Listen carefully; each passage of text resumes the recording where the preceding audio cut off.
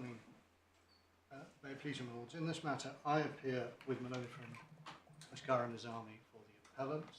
My learned friends, Mr. Richard Davis, Edward Cronin, and Laura Addy, appear for the respondents. Yes.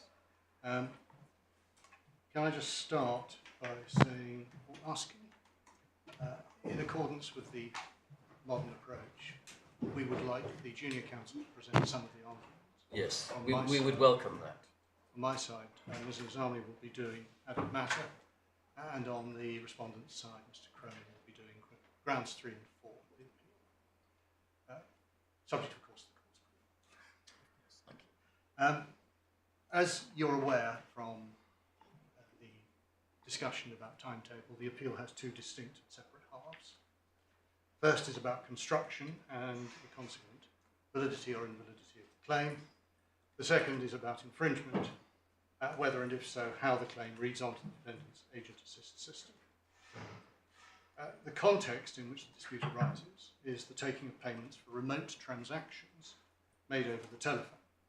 As I'm sure all members of the court will appreciate, this is a common activity usually conducted by prospective purchasers making telephone calls to a retailer from whom the purchasers are considering purchasing, in order first to inquire about a product and then service and then, if appropriate, to purchase by paying for it over the telephone. So it can be dispatched by mail order if it's goods, or provided subsequently for services. The judge sets out the relevant technical and commercial background under the heading Common General Knowledge. So if we can start with Mr. Silverleaf, I'm sorry to interrupt you, but can I just check that counsel received the direction from the court about the order in which we would like submission? Yes, sorry. I should say we'll be doing validity today, yes, effectively, and infringement tomorrow. Very good. Sorry, I should have said that. I do apologise. No, thank you. Could we start with the judgment, paragraph 42 on page 11 of the core bundle at where are we? It's here somewhere. I know it's here. 9. No, it's all the way back. Thank you. Paragraph 42, yes, which is on page 112 of the bundle. Yes.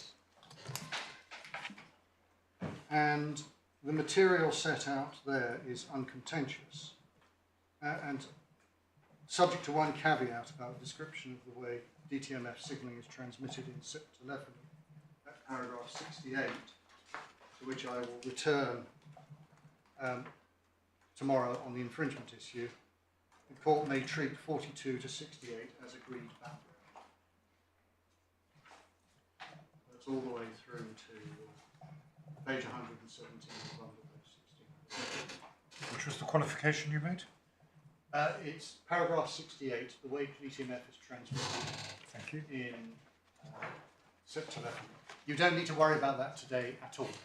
No, but I'm just going to mark the bit that you put a query against. Now, I'll run briefly through it, just to give you a flavour. I appreciate you've all read the judgment. I think it's worth painting the picture. It's usual for telephone transactions to be handled by a call centre operated by or on behalf of the retailer. At the priority date, call centre fraud was a well-known problem, and systems have been developed to mitigate or reduce its prevalence. The judge explains payment processing systems at paragraphs 50 to 53. Pick that up at page 113, card payment processing. As you will see, if we go through them, there are two categories, card present and card not present, or remote payments. The present case is obviously concerned with card not present. They're processed over the telephone, and there are four key parties. You'll see over the page, dealt with in paragraph 53, the picture showing how it works. There's the card holder, the merchant, that's the seller or vendor, who accepts the payment by... Yes, it's completely unimportant, and it's not the judge's fault because she was obviously supplied with the diagram. but I was confused as to why in the diagram it says it's a three-party model, when, as the judge has rightly said in paragraph 51, there are four parties. I can't answer that. I don't know. And I agree with you. It is confusing. I think the three parties are the two banks plus the scheme, and I think Visa or MasterCard. Yeah, the answer is almost certainly that this is a standard commercial diagram, in fact for online transactions. The nature of the payment process is identical. There are competition law cases which go into this in great detail because of something called the interchange fee. Yes. And I think there are three-party systems and four-party systems. Right. You know more about it than I. Well, I had to sit I had the pleasure of sitting on a competition appeal. Very carefully put, if I can say. So we have the merchant, the card acquirer, which is the organisation that acquires the transactions and processes, and the card issuer, which is the bank or a particular network. The interaction is shown in the diagram, and you will see at 53 there's a series of steps involved required to complete a card transaction. First, there is validation, in other words, checking that the card details provided are valid, the correct number of digits have been entered, and the number is valid. Then there is authorization, by which the process by which the card issuer decides whether to authorize a payment transaction. The authorization request is payment request in the diagram, number 2, originates from the seller, sent to the card acquirer, and then on to the card issuer. The card issuer validates the card details, conducts fraud checking, credit checking, and makes the authorization decision. And then if the transaction goes through, completion or settlement of the transaction follows an approved authorization, at which point the money changes hands. Settlement is handled by the card payment scheme, calculates the financial obligations, and the transaction is completed by providing the customer a receipt, entering the details of the transaction on the settlement file. And those transaction details you will see include the last 4 digits of the long card number, which is referred to as the primary account number or PAN, the transaction ID, the card expiry date but not the verification period, and the remaining data are deleted from the system.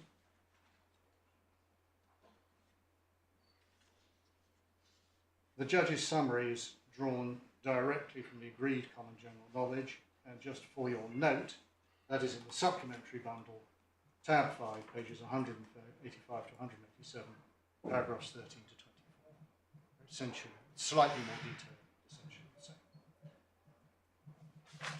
As I've just pointed out, the diagram makes clear that a remote card payment has to be authorised by the card issuer before it can proceed, which means that the cardholder has to provide his or her payment details. They have to be passed to the bank with the details of the transaction, and the bank has to send a message to the vendor to confirm the payment has been authorised and will be made.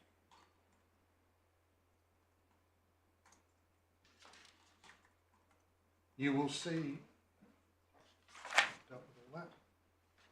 This sequence of events was standard at the priority date. It follows that the vendor had to have a communication link to the card acquirer to pass the information required to validate and authorise the transaction to the card acquirer. The standard approach was that the call centre took the information from the caller, transmitted the information to the card acquirer, and the card acquirer then transmitted back the result of the authorisation request, success or failure, and that what happens thereafter depends upon that answer.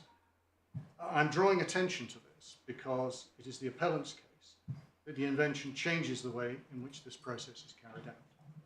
I shall explain why once we've looked at the next part of the judgment from paragraphs 54 to 62, which explain the security issues with payments being made through call centres and the ways in which those issues were addressed at the priority date. I'd like to take the matter, this in a slightly different order from the judge, because I think it presents the issues more clearly. Can we start with 54, where security of payment systems and fraud is dealt with. The judge describes, after that paragraph, the internationally agreed PCI-DSS, Payment Card Industry Data Security System, for regulating the security of card payments. Card payment systems. Can we come back to 55 to 57 when we've looked at the problem to which they're addressed? So if you look at 54, card details could be read out over the telephone to the staff, the merchant's call centre agent. By the priority date, you could also enter the data using a telephone keypad to generate DTMF tones.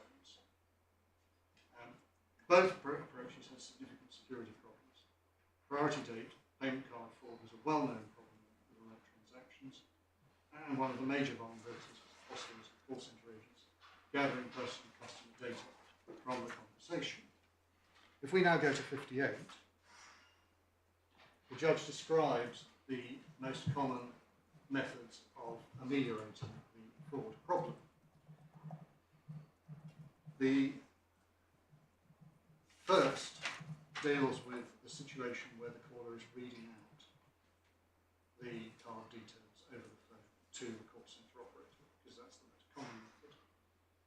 And the second approach was to use an interactive voice response system, IVR, with a separate payment model. And as she then explains in 59, the UK Financial Services Authority required the whole of the telephone conversation relating to particular financial transactions to be recorded, and that conflicted with the PCI-DSS requirement that you shouldn't store the critical data.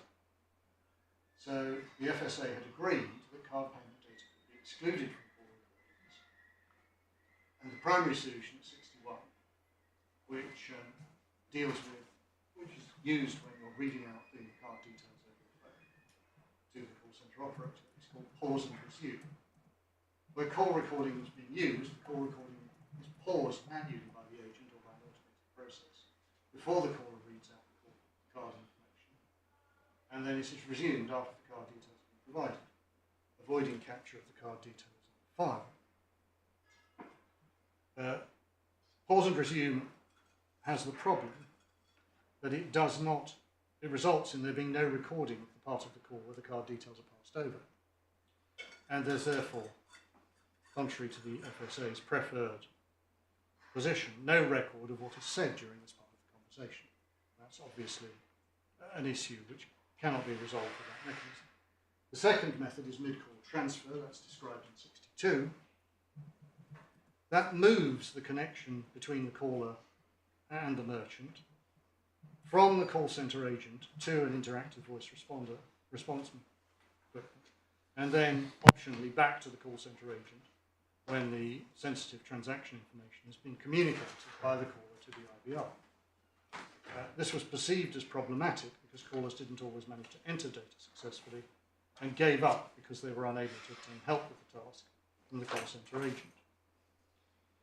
Just in passing, the respondent skeleton at paragraph 11 states that both pause and resume and mid-call transfer block both voice and data signals during data entry. That's obviously incorrect because the voice and data signals have to go through to the call centre operator in the pause and resume system, and the judge explains that at paragraph 61. You give the information orally to the call centre, nothing is blocked.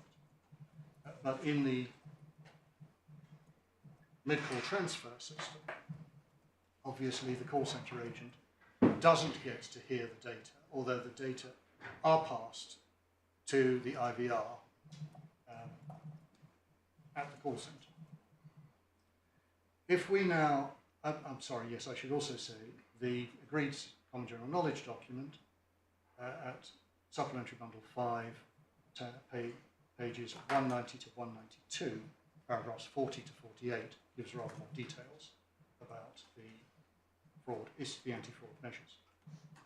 If we return to the details of the PCI-DSS system, back at paragraph 55, we can see that its core purpose is to ensure that cardholder data are handled securely and protected from misuse.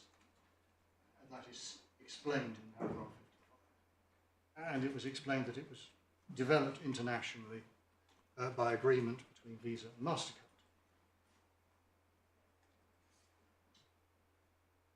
The requirements of the scheme which are relevant to the present context are set out in paragraph 56, and you'll see there's a series of them. First of all, do not store sensitive authentication data after authorization encrypted. Mask the PAN as displayed, so you have to mask at least, I think it is, there are 16 digits, so you have to mask at least 6 of them when the PAN is displayed on screen at any point. Render the PAN at minimum unreadable anywhere it is stored. So set out a whole host of different possible areas of storage, and you do that by encryption. And then you should use strong cryptography and security protocols to safeguard the information during transmission over open public networks. All of that, frankly, makes obvious sense. As the judge notes at 57, most of the requirements are concerned with securing data within the call centre, whilst others are concerned with ensuring the security of the perimeter of the environment to prevent unauthorised access from outside. Further, and importantly, as the judge notes, the standard approach to PCI-DSS compliance was to protect the cardholder data environment within the call centre. At the end of paragraph 57, the judge quotes an important rubric which is found in the preface of PCI-DSS.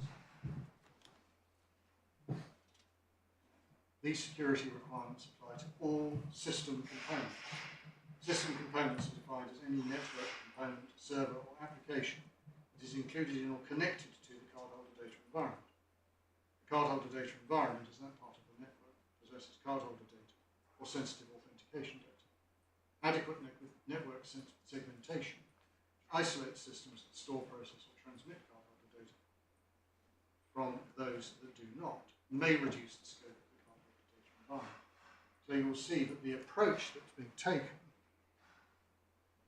is to ensure that anything that forms part of or is connected to the data environment in which cardholder sensitive information may be transmitted or stored has to comply with the PCI-DSS requirements. What this means in practice is that if the cardholder data is processed by a system which is part of the call centre connected to it, the call centre as whole is either part of or connected to the data environment and has to comply with the requirements of PCI-DSS. Again, you'll find more detailed information about that in the agreed CGK document. This time it's paragraphs 29 to 38, tab 5, supplementary document, pages 188 to 190. Sorry, 100. 88 to 190. One point is worth highlighting for clarity.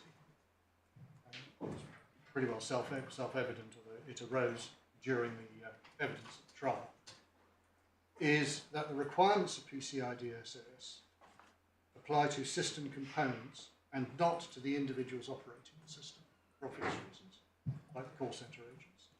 You'll find that set out in paragraph 38 of the agreed common general knowledge. As we shall see, our case is the key to the invention of the patent is the realisation that as well as providing security from call centre agent misuse, the need for PCI-DSS compliance can be removed from the call centre if the call centre neither receives nor has a data connection to the environment in which the cardholder data is processed. In other words, the invention is to depart from the standard approach of protecting the cardholder data environment in the call centre at the priority date. The invention has two key elements. First, it maintains the voice call between the caller and the call centre agent while payment is being arranged.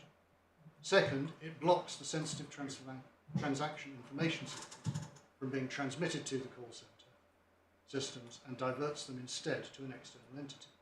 Thus, as the patent explains, payment processing steps can be outsourced to the call processing system of the patent, and compliance with the requirements of PCI-DSS is effectively outsourced. I should be clear that the call centre, of course, has to demonstrate that it is PCI-DSS compliant, but it is able to do so simply by showing that the sensitive data never reaches or passes through it. No further evidence of what is done at the call centre is required to satisfy PCI-DSS. Not only is this more secure than a system in which the data pass through the call centre, because it eliminates the possibility of fraud arising from the data being at the call centre, but it reduces the compliance burden on the call centre. The patent likens this to using a hosted payment gateway, in which payment processing is carried out separately from the call centre. But it does so without the disadvantage of a hosted payment gateway, such as mid-call transfer, because the voice call connection is maintained and the caller can be guided by the call centre operator if difficulties in making payment are encountered. Indeed, as we shall see, by allowing the caller to enter data while connected to the agent, it makes the call feel natural and ensures effective communication between the caller and the call centre operator throughout, avoiding the difficulties which arise with mid-call transfer. I'm emphasising this because there is a suggestion in the respondent skeleton that all the invention is a hosted payment gateway. It isn't. It is a system which has the virtues of a hosted payment gateway by outsourcing the PCI-DSS requirements and the communication of data, but maintains the connection, or the voice connection, between the caller and the call centre agent throughout. So it is a different system from the known hosted payment gateways. The arguments the respondents advance that there's some parallel between the two which affects the construction of the claim are in our submission misconceived, but I'll come to the details of that when I get to the actual arguments. It is accepted, as I understand it, the technique I've described was novel at priority date, and the argument that it was obvious has to overcome the fact that the conventional approach to payment processing through a call centre does not permit it. Operating methods have to be changed in a way that only becomes relevant once the principle of the invention has been identified. This is a classic case of something which is obvious, but only obvious once you know the answer. So, when you've looked in the back, the schoolboy looks in the back of the book and finds the answer, and say, oh yes, that's obvious, isn't it? That's because they've been told the answer. It's exactly the same. Can we then go to Claim 9, and I'll deal with the construction issue. That is very helpfully set out by the judge at paragraph 84 of the judgment, on page 122 of the court bundle.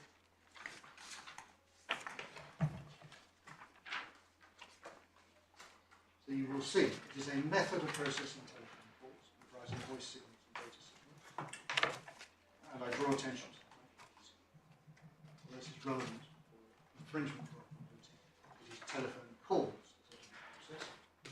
You receive the voice and data signals at a first telephone interface. Line B.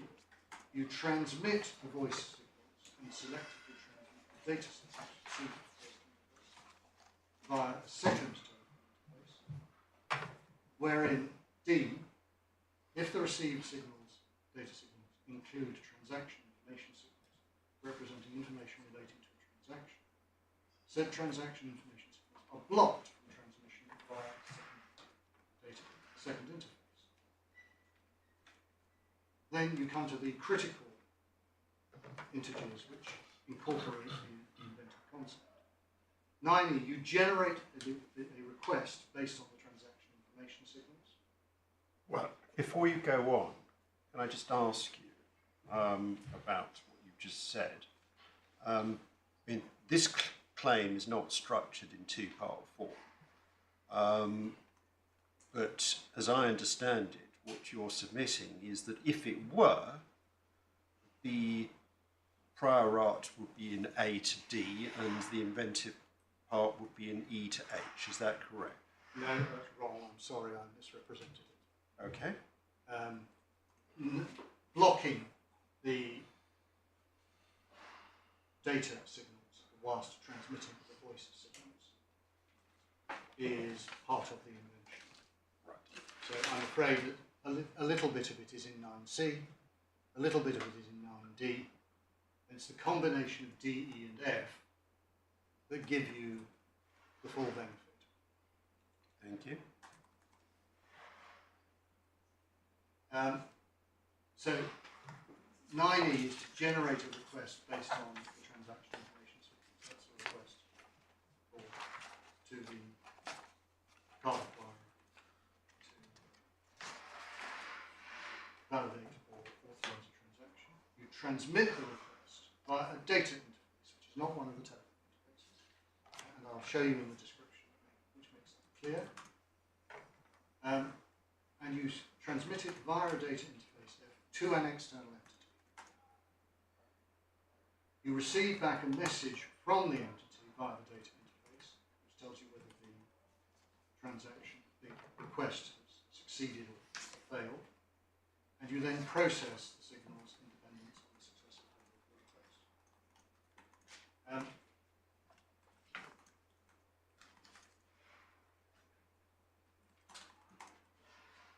Our case is that the key to this is 9F, because what it requires is transmission of the data signals to the external entity via the data interface and not to the call center, because that's what it says. Where does it say not to the call It center? doesn't say not to the call center, but it requires them to be sent to the external entity. If I have to send something from A to B, Yes. does it tell you anything about how I get from A to B? That's the respondent's case. Yes, no, but what's your case? My case is the words mean what they say. You send it to an external entity via the data interface. Not you send. See, if you go to 9C, you transmit the voice signals at the first interface, telephone interface, to the second telephone interface, and then on to the call center. This is different. The point is, this is different from what you do with the voice. You don't send it the same way as you send the voice. You send it somewhere else. But only somewhere else. Yes, and I'll show you the embodiments in the specification, which make it clear that there are two ways to do this. One of which involves sending the information to the call center, which has now been excluded from the claims, and the other of which involves sending the information to the external entity in the call center, which is what the claim is directed to. So you can see that very clearly You can see delineated. you can see the two diagrams. I understand that, but at the moment you're asking us to look at the words Yes. and see what they say. Yes. And I think the words you're asking us to construe are the ones in 9F. Yes. My question was, 9F simply seems to say you have to send the request via the data interface to somewhere. Yes. It doesn't say anything about what the route is once you leave the data interface, between leaving the data interface and arriving at the external entity. I agree it doesn't to the lay reader, Right. but to the person skilled in the art who realises that if you send it to the call centre, you're just doing what the prior art does, and the generation of the request in IE is what's normally done at the call centre. So what normally happens is you receive the transaction information signals. They are sent on to the call centre. And this is slightly artificial in the sense that in the conventional transaction you don't have a system like this interposed between the caller and the call centre. But what We can see that from Figure 1, which conceptualises the prior art. It just goes straight through to the call goes centre. straight through to the call centre, where the processing into the request is performed, and the request is sent to the card acquirer. What this system does is interposes a call processor, where the request is generated within the call processor and sent to the card acquirer by the call processor. And we respectfully say it doesn't make sense if what you then do is send the information in exactly the way you would have sent it before to the call centre to send on. Can I look at figure 14A? Yes. Page. I need the patent. It's the patent, it's in Supplementary Bundle 1, and it's at page 14. I think I know what you're going to say to me. Well, no, I'm not going to say anything. I'm going to ask you questions. Yes. I'm going to ask you, in what way does the route shown in 14A, which splits, I mean, the inventive thing is splitting the voice from the data. This splits the voice from the data, and the voice goes straight to the agent.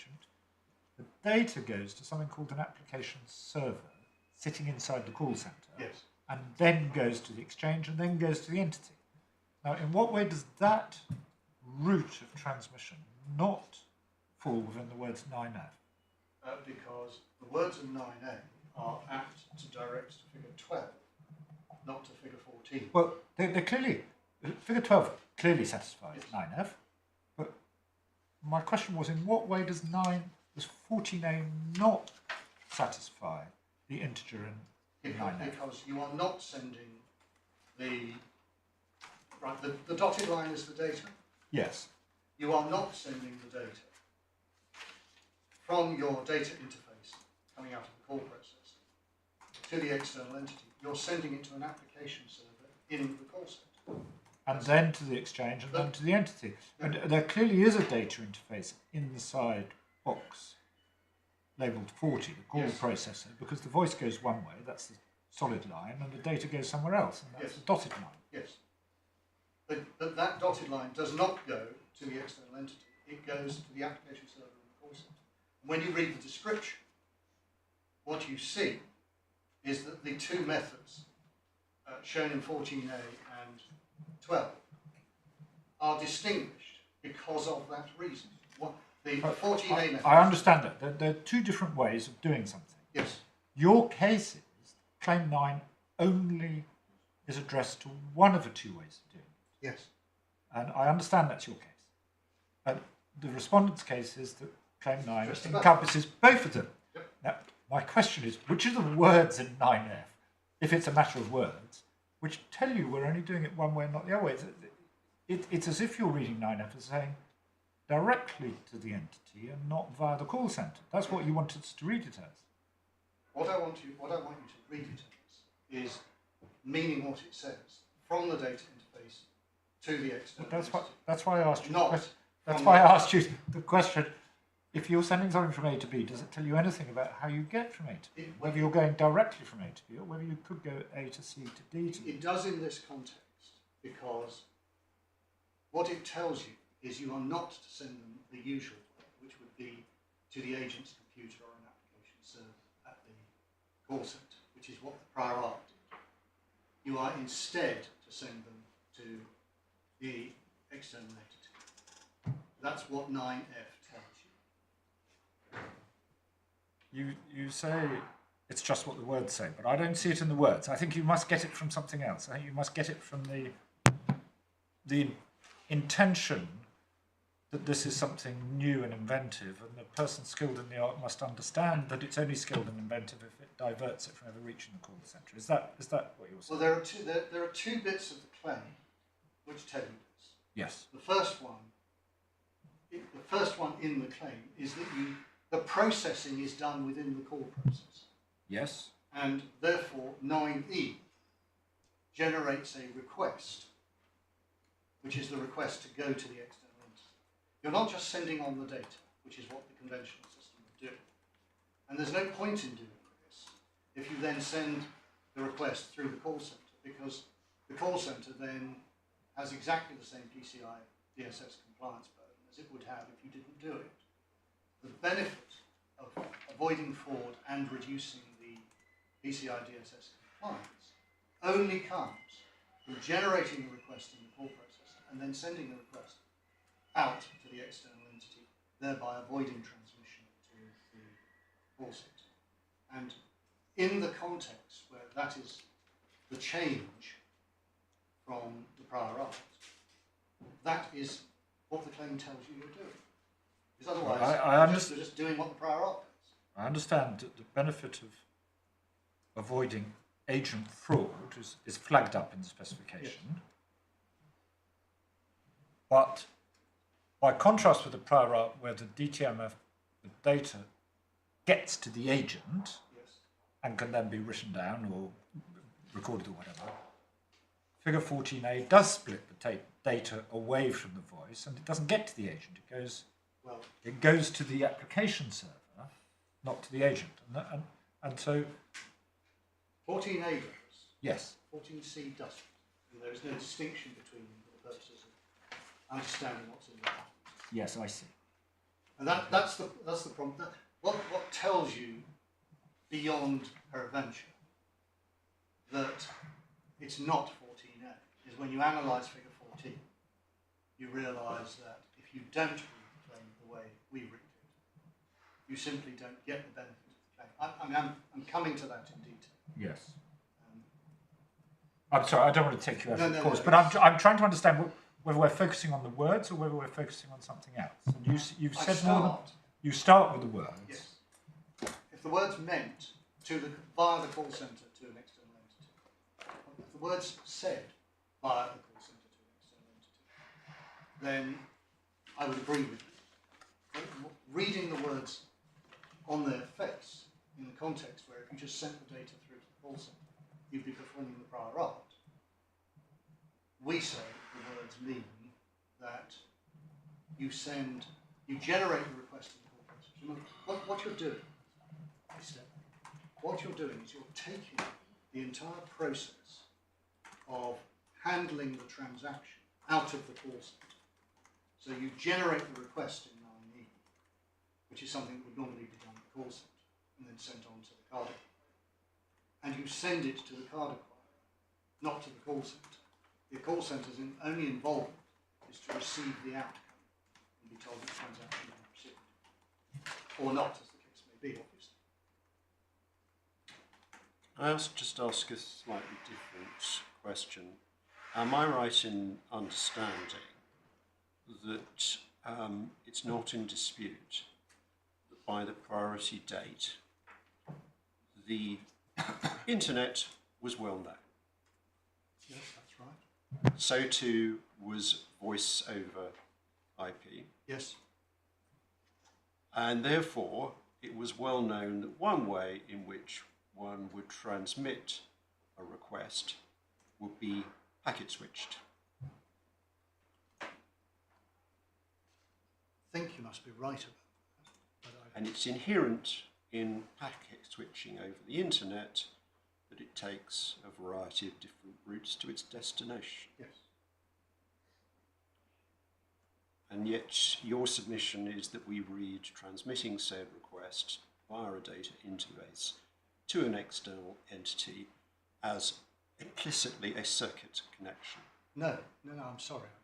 If that's what you thought I meant, I misrepresented the position. We accept that you can send it over the internet. What you don't do is send it via the call centre. Putting it bluntly, if it said directly, you couldn't send it over the internet unless you read directly. What exactly? So you can't say. So you it's not even part of your case that we read in the word directly. No. You want to read it. Sorry. You accept that it covers indirectly. Well, indirectly in the sense that internet routing involves node-to-node transmission over the internet. Normally by the most direct route. But the words you want us to read in are not via the call centre. Yes. Yes. Well, sorry, you don't want us to read them, and you say they're implicit. What I say is it's implicit that it is sending it to the external entity, directing it to the external entity, and not to the call centre. Yes. For Thank further transmission. you. No, understood. Thank you. There is no challenge by either side to the judge's conclusion at paragraph 96 that the call processing system is substantively and functionally the same as a call processor, which is claim 1 leads to a call processor which performs this process. We don't allege infringement of that because the respondent system operates on as a cloud system run by Amazon Web Services on their servers. So they just have software running on the Amazon system, which creates the functionality that is required. And there's no dispute in principle. The functionality of the defendant's system is that of the core process.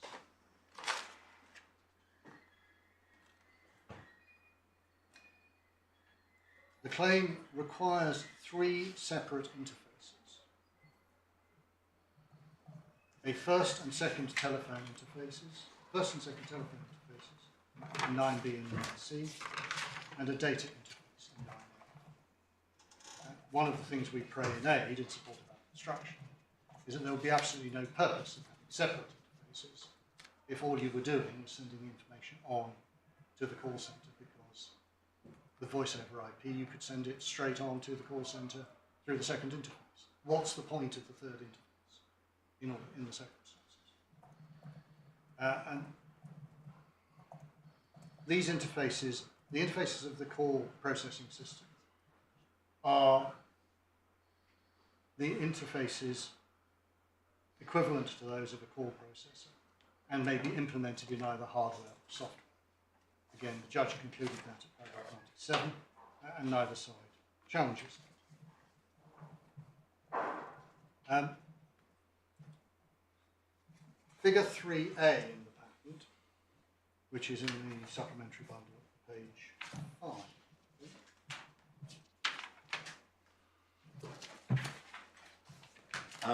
I don't want to take you out of your way, but is it your intention at some point to take us through the specification? Yes. I'm doing it pictorially, if I may put it like that, conceptually rather than word by word. Well, would you prefer me to do well, look, take your own course, and I appreciate it's not an easy task for a variety of reasons, not least its length. But at some point, we do have to grapple with reading figures in context. Yes. As I'm sure you would accept. And that does involve some degree of looking at the patent specification, I think. I'm going to show you the parts of the specification which are in my submission relevant to understanding what's in the figures in between. But I'm starting with the figures, and then I will go to those bits of the specification, if that's all right. Yes, indeed, thank you. If you go to figure 3, it's described on page 18 at line 36, and if you look at those two, you'll see that it's described as the components of the call processor, which comprise a central processing unit, a read-only memory, random access memory, storage, database, 2 telephone interface ports, and a data interface port for receiving and transmitting telephone and data signals. And you see all those shown in figure 3A. Now, I should immediately flag up that the specification is written in terms of hardware implementation in a circuit-switched embodiment. But as you will see in the immediately preceding text, at lines 32 to 35, the call processor can be made compatible with any traditional telephony network, including SIP, session initiated and voice over internet, voice over IP telephone system. So the specification recognises expressly that you could implement this system in a VoIP environment with packet switching. I won't assume you all know the difference between circuit switching and packet switching, or can I? Circuit switching is a system in which you have a dedicated end-to-end connection, traditional telephone system. So you dial a number at one end, the exchanges route the call according to the dial number, and there is a completely dedicated link between the two ends. Is it a physical link? There's a physical link. Copper wire or fibre optic? Wire or fibre optic. It's a signal link, but it can be associated with a physical link. In a packet switch system, you don't do that at all. The internet operates by packaging things up and sending them according to instructions in packets of different layers. I'll come to the layers in the infringement case. And therefore they may take different physical and logical routes from one end to the other. And they are dispersed at one end and reassembled at the other. It looks, feels and sounds generally like a conventional telephone. The circuit switch system is obviously less efficient because a packet switch system allows multiple users to use the same connections over time, whereas the circuit switch system dedicates a circuit to a particular connection, however little data or voice is going over it during the course of the connection. And therefore the packet switching system allows for much higher data throughput. And as you'll find out, telephone systems all over the world are going from circuit switching to packet switching in large numbers. And indeed, by next year, we will have no circuit switch connections in this country. And some of us already have SIP phones at home. So we've given up on the traditional telephony and installed the new system. SIP is a version, is a particular kind of voice over internet protocol. It consists of protocols which are laid down by the Internet Engineering Task Force. The way it works is the Internet Engineering Task Force publishes what it calls a request for comments. If I'm telling you things you know, stop. Yeah, well, I think this detail will probably become more relevant tomorrow. Yes, it's just, for those who don't know it, the background is, I think, helpful. They publish RFCs, requests for comments, and those are then finalised into protocols which lay down what you have to do to conform with them. And what that means is, within your own equipment, it doesn't matter how you deal with information, signals of any kind, as long as what comes in at one end conforms to the protocol and what goes out at the other end conforms to the protocol. Because anybody else can then make equipment that can talk seamlessly to your equipment. And that's how signals are transmitted over the internet. And tomorrow you'll come on to the concept of session border controllers, which act as firewalls and gateways between systems that use different protocols to enable them to communicate. If you've done any mobile telephone litigation, you'll be familiar with the engineer's term interworking. That's what SBCs do. They provide the interworking connection between different systems. So, I forgot where I was. Figure 3A. The call processor can be modularized or thought of as simply software running on a PC. You'll see immediately below the text I've just looked at on page 18, it can be implemented as a standard PC with a telephony card, an example of which is given, running particular software. But it goes on to explain you could do it with any other software.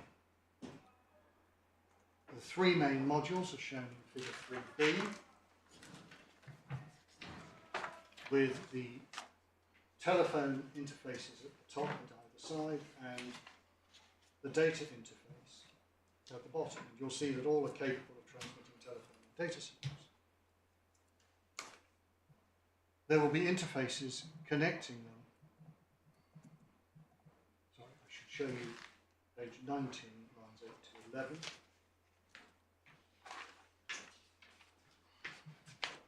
That's the modularized call processor.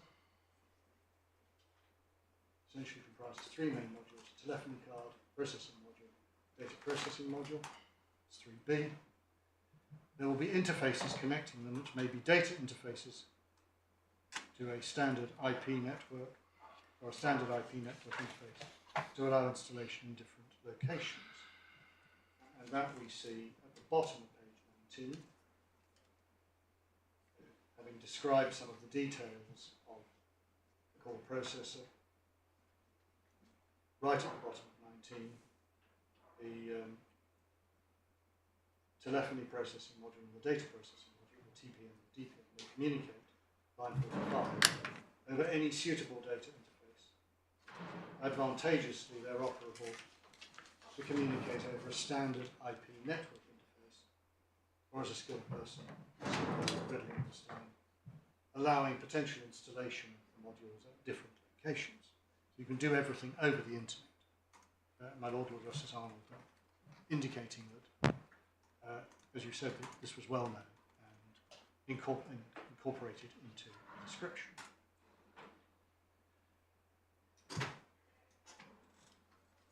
We agree with what PCI-PAL said in paragraph 1, which refers to figure 3b, and states at the end that it shows the two telephone interfaces, 47.1 and 47.2, the data processing means, as well as the data interface 48, from which the transmission is made as required by DMTF. There's no issue, as I understand it, in relation to Claim 9's features A to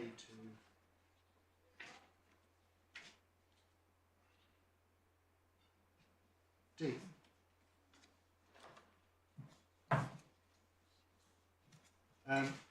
There is obviously, for the purposes of validity, obviously, as you would have appreciated from reading the papers, there is contention about their effect. For the purposes of infringement, we'll come to that tomorrow. 9b requires the voice and data signals to be received at the first telephone interface, and 9c requires the voice signals to be transmitted and the data signals to be selectively transmitted to the second interface. And 9d requires the data signals to be blocked from transmission to the second telephone interface, where they include information signals. Thus far, there is no difficulty.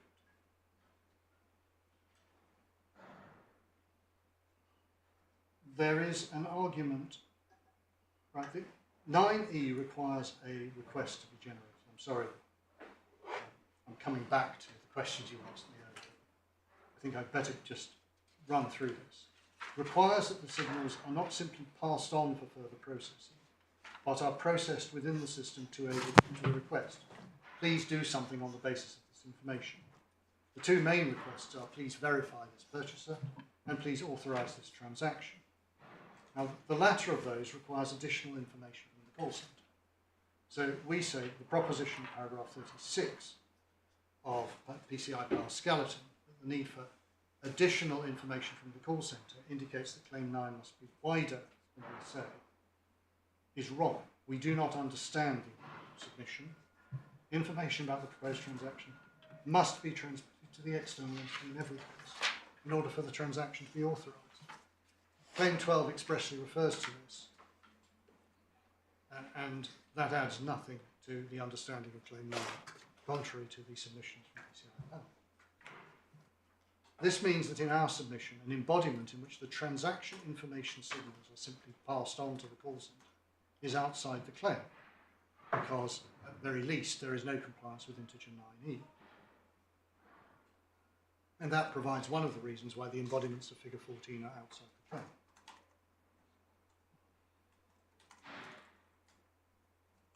Turning to integer 9f, the primary purpose of the claim, or a primary purpose of the claim, as the judge rightly understood, see paragraphs 69 and 75 of the judgment, is to prevent sensitive information being accessed by the call center agent and exposed to the risk of compromise.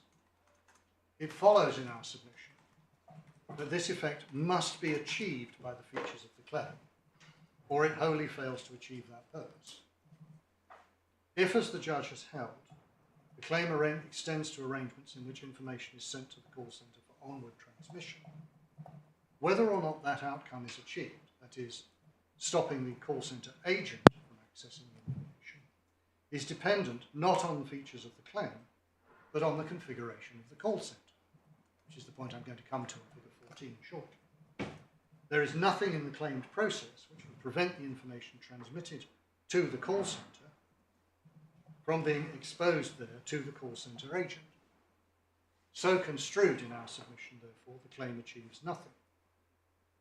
It follows in our submission that a construction which permits such transmission ought to be rejected unless the words are incapable of bearing another meaning. That is the essence of purposive construction. In the present case, as I shall show you in relation to figure 14, the judge's construction achieves the reverse. Rather than the words apparently covering something which does not work and needing to have read in a limitation to render them consistent with the purpose of the invention, the words here read literally achieve the purpose of the claim. You have to insert something in order to cover the arrangement which does not achieve the purpose. And such a reading in our submission is inapposite. It causes the claim to fail in its objective. It is therefore anti-purposive construction. Now, if we go to the specification, I will show you A, what the specification says, and B, what the judge says about it, and explain to you why in our submission the judge was wrong. There are two distinct sets of embodiments described in the specification. And you can see this very clearly by looking at page 14 of the specification. Yeah, well, before we get there, it's always helpful with the patent specification to begin at the beginning and work one's way through it systematically.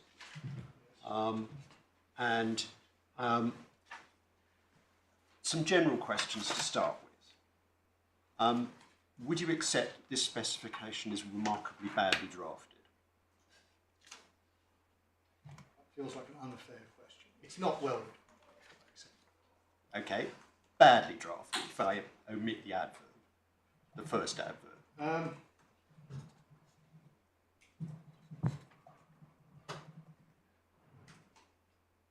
mean, to take a simple example, it's littered with typos. I agree it's littered with typos, with the greatest respect. That's not a matter of draft. That's a matter of Typography, understood, but okay, it's not well proofread anyway. It's certainly not well proofread, and it's certainly been written. Right. It's also very repetitive and diffuse, is it not? Compared with the specification I was litigating last week, it's a model of clarity. Well, I dread to think what that one was like. Okay. Okay, so there are worse, fine. I mean, let's take a small little example. Page 1. Yes. And the language in the first 3 paragraphs is about call centres. Yes. Suddenly, at line 16 to 17, we have reference to call switching centres. Yes, they are the same thing. So it's different language for the same thing, yes? Yes, if you go to page 11, you'll see they use the term switch to mean call centre. I am not standing in front of you defending the literary or linguistic quality of this document. But you don't get a patent only for things that you describe with great lucidity. All right, but you've already accepted that this is not a document that we can expect linguistic precision in. Because if it was linguistically precise, they wouldn't use call switching centre to mean exactly the same thing as call centre.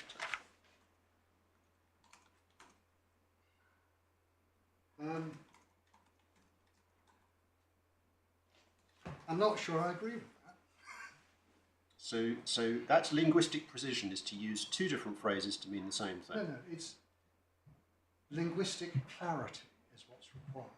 You have to be able to understand it. And you may have to do a bit of work to understand it. The fact that the specification uses 2 different terms to cover the same thing may take a bit of working out, but once you've worked it out, there's no loss of precision. All right. Now, moving on, at page 2, line 27, we have the first consistory clause corresponding, as I understand it, to claim 1, correct? Yes. I believe that's right, yes. And then at line 42, we have a second consistory clause corresponding to claim 9. Yes. Then we have at page 3, starting at line 9, what appears at first blush to be a third consistory clause, but I can't find any claim to which this corresponds. That's because... Page 60. 60. Yeah. According to my note.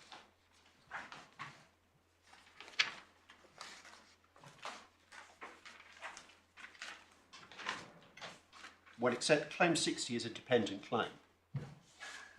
I can draft it. Yes, my lord, you're right. My learned friend is wrong. There is no claim to the also provided. It's exactly the same. If you go back to the beginning of the specification, the point I was going to make is that if you look at the first paragraph, you see this present invention relates to a telephone call, in particular to an apparatus, to enable a caller to perform a transaction facilitated by a call centre with a third party, without having to disclose sensitive information to the call centre.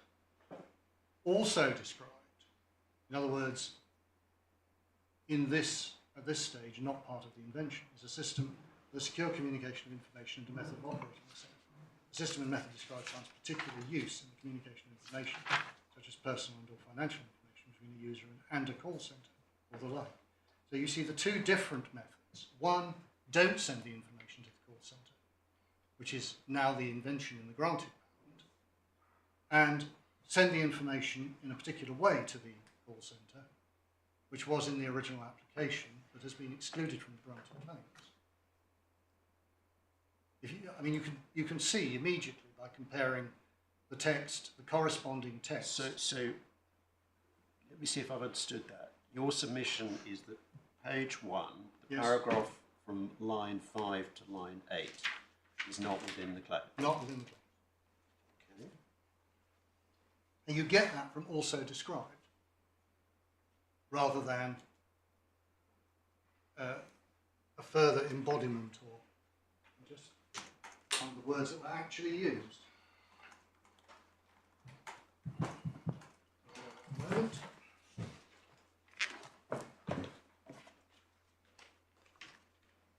In another aspect, the present invention also relates to, has been replaced by, also described as a system for.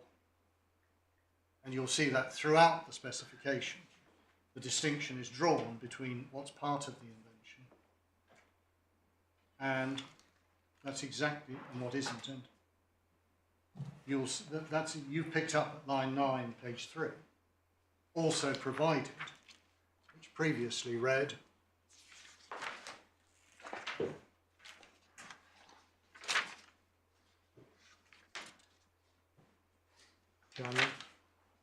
So I'll have to find that.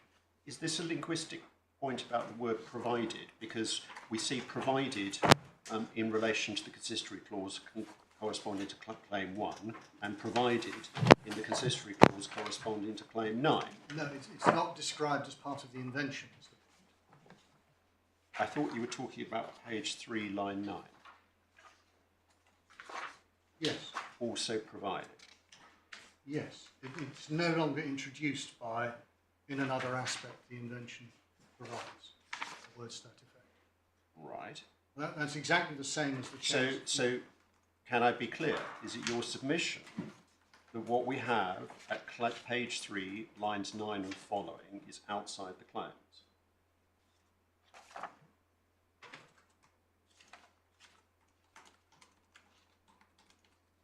I think that's right. Yes. That includes transmitting the information to the call centre. That is not within the claims. Even though we are told at lines 23 to 24 that one of the things you can do in this way is you prevent the information from reaching the second entity.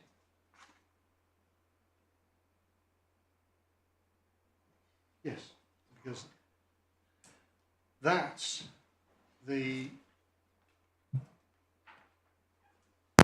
that is the embodiment that is covered by the claims. And I'm not defending the way this is presented. It isn't easy to extract it, but once you have extracted it, it is, in my respectful submission, clear. Fine, but you've just told me two contradictory things. On the one hand, you say that this is not within the claims, and then you say it is an embodiment. So which is it? No, I'm sorry. You're reading line 20 as if it only related to the text starting at line it doesn't. It relates to all three. But in fact, the third one, it relates all the way back to line 26 on page 2. So to be clear, as I understand it, what you're just saying is that when I read at page 3, line 20, hence a telephone call preventer with such a capability, Yes. the words such a capability embraces everything that goes before. It certainly embraces the first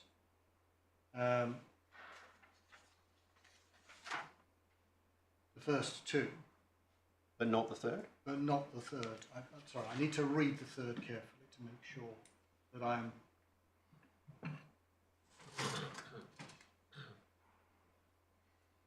Well, the third can be implemented in accordance with the invention, but doesn't have to be. So,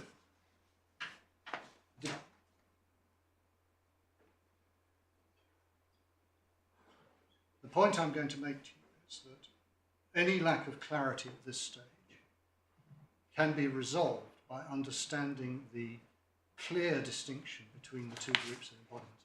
And can I say, there is no doubt that the judge understood that this distinction was made in the specification, because she makes it in paragraphs 80 and 82 of the judgment. The problem arose because she thought I was making a different submission. I will briefly cover how that may have arisen. If I'm being brutally frank with you, I don't really understand why she thought I was making a different submission, because I was about as clear as I could be in dividing the two groups of embodiments in the way that I'm dividing them in front of you. And the judge clearly understood that. Do you want to see that in the judgment? No, I'd like to carry on going through the patent specification, Okay. if I may. So the next, we've got various bits and pieces which probably don't matter for present purposes. But can we look at page 8 next of all, where we have the hosted payment gateway introduced? Yes. The 2 paragraphs in the middle of the page. Yes. So what do you say we get from that passage?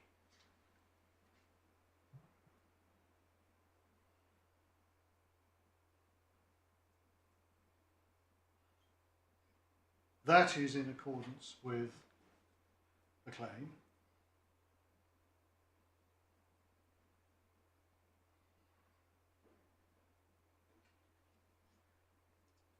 And you'll find the hosted payment gateway further refers to in the description of figure 12, page 27, after the description of figure 12, 11 and 12, where the hosted payment gateway as embodied, or the functionality of the hosted payment gateway, the approach. At page 27, you describe the figures 11 and 12 are described, starting at line 17, and then under that, at line 33. Well, just before we get on to that,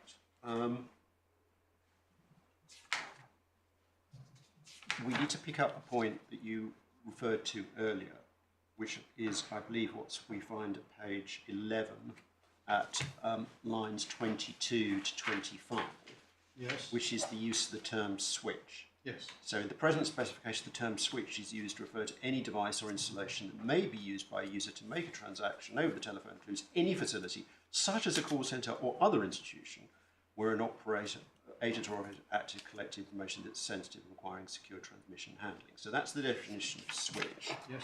And then, so far as I can see, but please correct me if I've misunderstood, the first place in this specification where we get the 2 groups of embodiments identified is actually at page 13. Yes. So we have the paragraph in the middle of the page starting at line 17 in the system described process providing the script system, and going down to the end of that we see reference to blocking its transmission to the switch. Then we have, alternatively, the processor may convert the format of the transactional information signals to one that may be processed by the switch or the recipient, but that is not ordinarily readable by the agent or operator at the switch or the other recipient. Yes. So that's the second group. Yes. And your case, as I understand it, is the claim covers the first group that's there described, but not the second group. That is Is that completely correct. And the distinction is made even more clearly, which is where the judge deals with it, on the following page.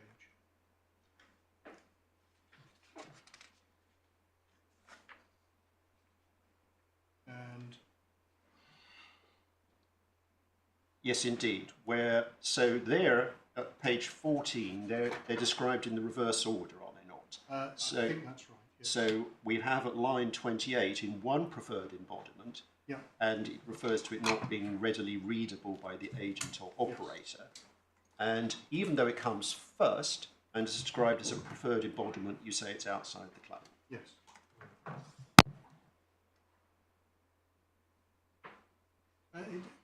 It is for the usual reason. The inventors thought they'd invented a lot more than they had. When the prior art was presented to them, they realised that only the second embodiment was actually novel and inventive. Someone had already got there first with the first embodiment, so they narrowed the claims. As your lordship is, I suspect, only too well aware, it happens all the time in prosecution, because you don't have all the prior art when you write your patent specification. You get it when the patent office goes, but what about this? Can I pick up a point you made earlier, which is the contrast in the language between the application, which refers to another aspect of the invention, and the specification, which refers to also provided. I think the words in the beginning also describe, but it's Sometimes also described, sometimes also Yes. provided. So that raises two questions. Firstly, is it right that the application is admissible to construe the specification, construe the patent? you better ask your Justice Arnold. There is authority of this court to support that proposition, but not everybody subscribes to it. Anyway, but it must be implicit in the argument you make that you also subscribe to that theory. Can I put it this way? I say that once you have read the specification of the granted patent with reasonable care, you can see the distinction. If you go to the application and see what was done to it, that confirms the distinction you find in the granted patent. So I'm trying to have it I both see. ways. You're trying to have it both ways. Of course. The second I'm a question. barrister, what do you expect? The second question which arises, which is not a question of law, but a question of practice. Why, if you have an application which describes two things which you, at that stage, think are novel and part of your invention, but as you've just described, in the process of prosecution, some prior art comes to light and you realise that only one of them is really novel, why do you leave in the specification of the patent as granted a whole lot of words about things that are also provided or also supplied or also described, which aren't part of your invention, aren't part of your claim? This goes into an area that is currently of acute controversy in European patent law. The jargon is conforming description. So the rule, at least in theory, is that if you amend your claims and prosecution, you should also amend the description to conform to the claims. However, for a variety of reasons, applicants are sometimes not very willing to do that. And there's controversy at the extent to which that's legally required. And even if it is legally required, there's diverse practices as to the extent to which it's actually enforced. Can I add to Lord Justice Arnold's elegant exposition that this isn't just a European Patent Office problem? You can go back to, I think it's 1979, Dow Corning's patent, where they wanted to delete a passage from the description, which described various methods as equivalent, because they'd limited their claim down to one, and this court refused them permission to do so in a UK patent prosecution on the basis that it would change the meaning of what was left. patentees are, in those sort of circumstances, always nervous about added matter allegations following grant, which you can't fix, because you can't undo what you've done in prosecution. I can tell you, I've been unhorsed by that at the EPO. You amend the claims to deal with some of the claims in the description, to deal with something that the Patent Office examiner raises, and along comes an opponent post-grant. It says it's added matter. So Says it's added matter, and you're stuffed because you are fixed with the change you've made, and the opposition division says, yeah, that's added matter, out you go. Unfixable. It's unsurprising in those circumstances that a lot of irrelevant or unnecessary verbiage is sometimes left there, just in case. But you do take care to change the language from another aspect of the invention to also provided is, although one would have thought provided meant as part of the claims or as part of the invention. Yes. And so on. What I'm going to show you is that when you then read the claims with the different embodiments in your mind, you can see that it is only the second embodiment at the bottom of page 14 and the top of page 15 in which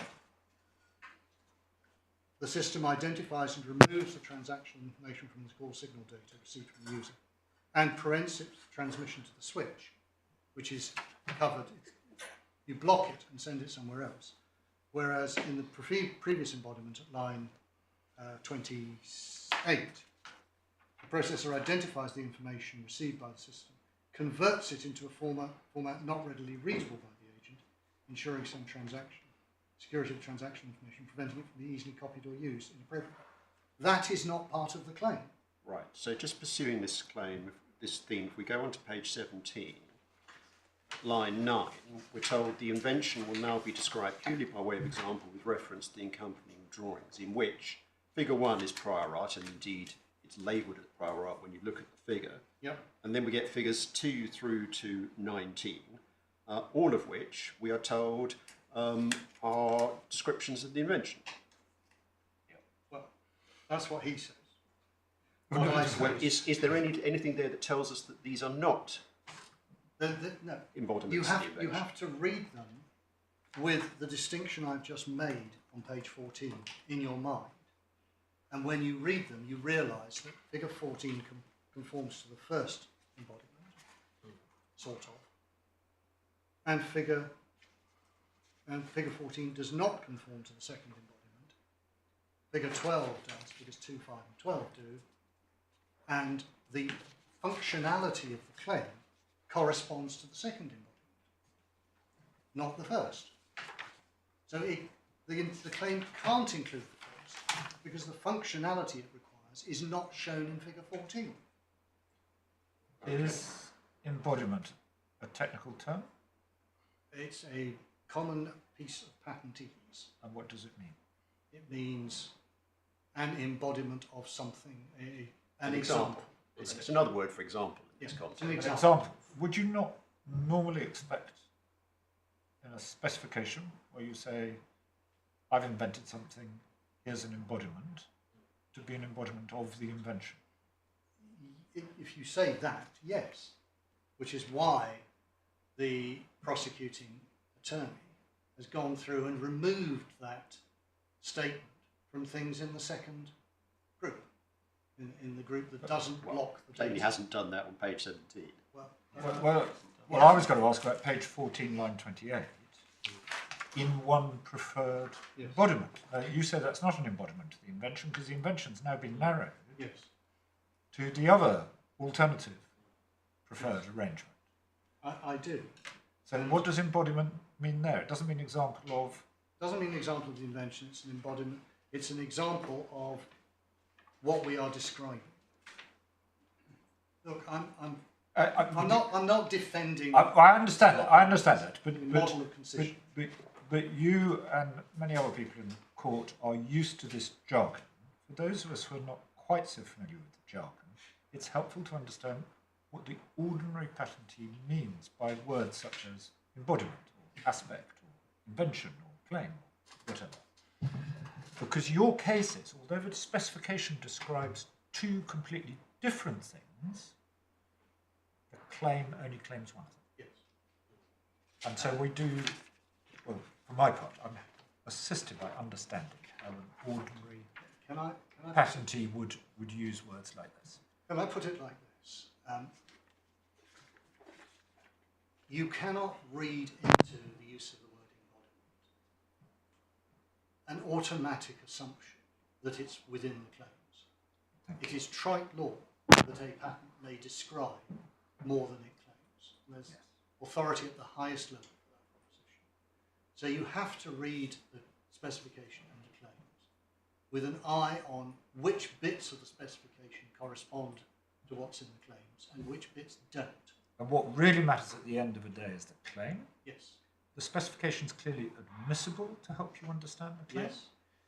And But it's not like a contract where the starting assumption is that everything in the contract is a unitary whole, and therefore you can read a clause somewhere in a particular way because a clause somewhere else dealing with something related to it tells you that's what it means. In a patent specification, it may or may not be within the claims because the claims are routinely narrowed in prosecution, routinely changed. They may be broadened.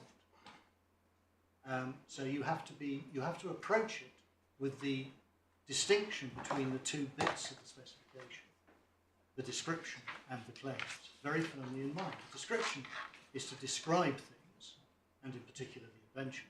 But the purpose of the claims is to delineate the scope of the monopoly. And it does not follow that the scope of the monopoly corresponds to the scope of the description. Okay, pursuing this theme, can I ask you, going through the figures, is figure 6 within the claim or not?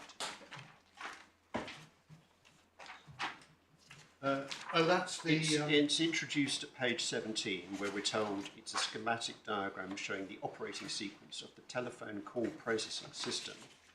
And then it's described at page 20, lines 36 and following. Operation of the system will now be described with reference to figure 6. So is that within the claim or not? The basic operating method is within the claim, but it may also cover things that are not within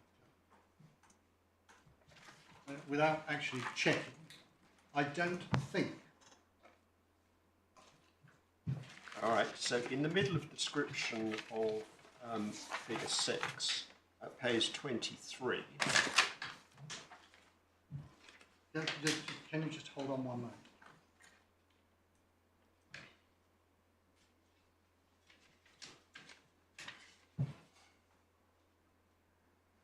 I'll be corrected by Ms. Nuzami, but I think figure 6 describes the process of the claim as granted, because you can see that the information is blocked at the call processor, the middle vertical line, and sent back.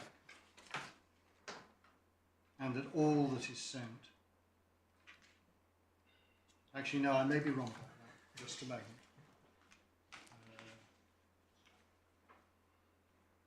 No, I am right. It's okay. I should have read it carefully. All right. I'll ask Ms. Nuzami to check. I am reasonably confident that is a schematic diagram which shows the process steps for the claims process where the information is blocked, processed within the call processor and sent out to the external entity. Fine. So could we then look at page 23, which is in the middle of the description of figure 6. And at line 16, we're told exemplary embodiments in which card details are passed to the agent's system or database without being divulged to the agent to describe later with reference in particulars figure 14a to 15. Exemplary embodiments in which sensitive information such as card details are passed by the call processor for verification by a third-party entity without being sent to the agent or agent system, described in more detail later with reference in particulars to figure 12. Yes. And as I understand your case, you say the second of those two paragraphs is within the claim, Yes, but the first paragraph is outside the claim. that is exactly And correct. how does the reader know that? How does the reader know that? Because the requirements of the claim are that the information is blocked and sent to the external entity, rather than being sent to the agent's system without being divulged to the agent. That is the distinction.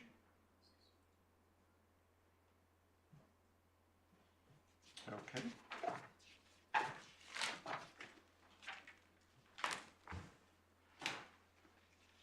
Right, now, as you will appreciate, I've got rather off my note. Last question before you go on, while we're looking at the specification. If we look at where figures 14a to 14c are described, it's at page 29 and following. Yep.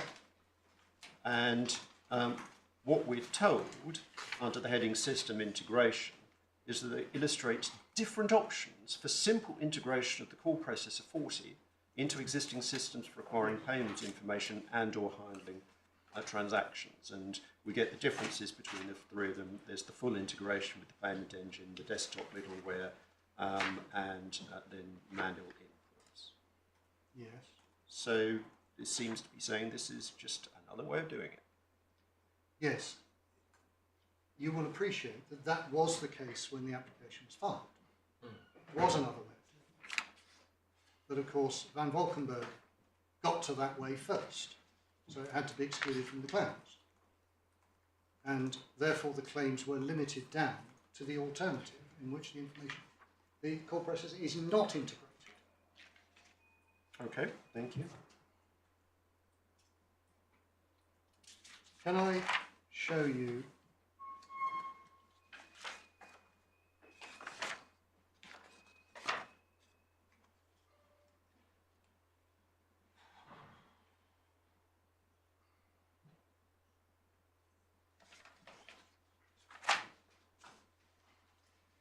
Can I take you to figure 14 and what it shows, and then I'll take you to the judgment, if I may, to show you what the judge has done. And I hope, in the light of the description of figure 14, you will see why we submit it was wrong. Right. The judge has said that figure 14 is included. That's the necessary background to what I'm about to discuss. The judge said at paragraphs 69 and 80 that the purpose of the claim was to ensure that the sensitive information was transmitted in a way that doesn't expose it to a risk of compromise at the call centre, and in particular, preventing it from transmission to the call centre agent.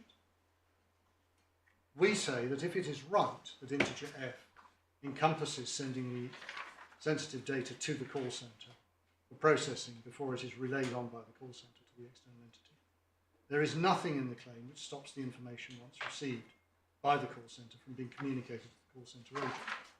If prevention of communication to the agent is not achieved by integer 9f, it is not achieved. The claim covers a method in which information is sent to the call centre, displayed to the agent, and then sent to the external entity. The claim can only exclude that because there's no other functionality. Can only exclude that if it is limited to the method we submit, namely the transmission to the external entity via the data interface. Means transmission without going to the call centre along the way. That achieves the primary purpose of the claim, to protect the sensitive information from risk of compromise at the call centre by preventing it from reaching the agent. If it does not, there is nothing else in the claim which does, and you can see that from figure 14. So if you go to the description of figure 14 on page 29, and the figures 14a, b and c themselves, the first, figure 14a, option 1, full integration with the payment engine, line 11 of page 29. Sensitive information is transmitted to an application server bypassing the agent. So in this method, the agent doesn't see the data.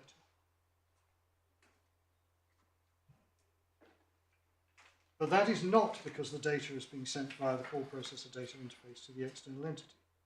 It is because the call center system has been configured to bypass the agent. You can see that from figure 14a. There is an application server to which the information is sent, and then that sends it out.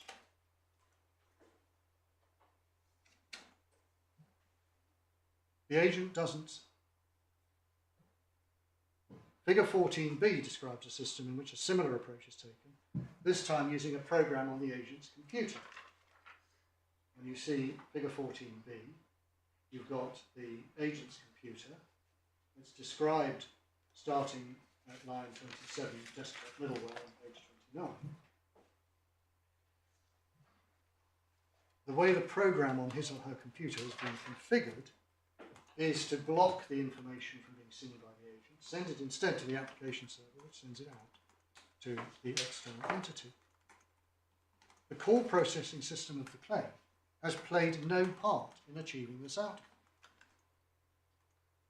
Anything could have happened at the call center, and the quantum 9F of the claim would have achieved nothing.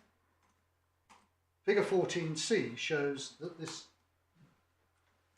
problem is even more acute, because if you go over the page to page 30, manual inputs, and you look at figure 14c, you'll see that actually the information is sent to the agent. See the dotted line going to the agent. It's called manual input method. It involves transmitting the data to the agent's graphical interface. And if you read that paragraph starting at line 5 and get the 2 paragraphs down to line 27, you will see that security is provided by A, encrypting the transmission, and B, using that to limit the transmission to specific devices which have special security clearance. At page 30, line 20, we see that the information is displayed on the graphical interface of the agent desktop, so the agent can cut and paste it into a transaction handling application. The agent therefore sees the data. This falls within the judge's construction. The data are being sent via a call processor, the call processor data interface, to the call center and then on to the external entity. But it does not prevent the agent seeing the information. That's quite clear. In this embodiment, it doesn't do it at all, unless at line 24, the agent desktop or applications could be adapted such that the data is obscured from the agent or encrypted while still allowing it to be cut and paste. So again, in figure 14c, stopping the agent getting the information is not achieved by the claim at all, but by configuration of the system at the call center. And in figure 14c, you may not even achieve the objective. You may do it by other means.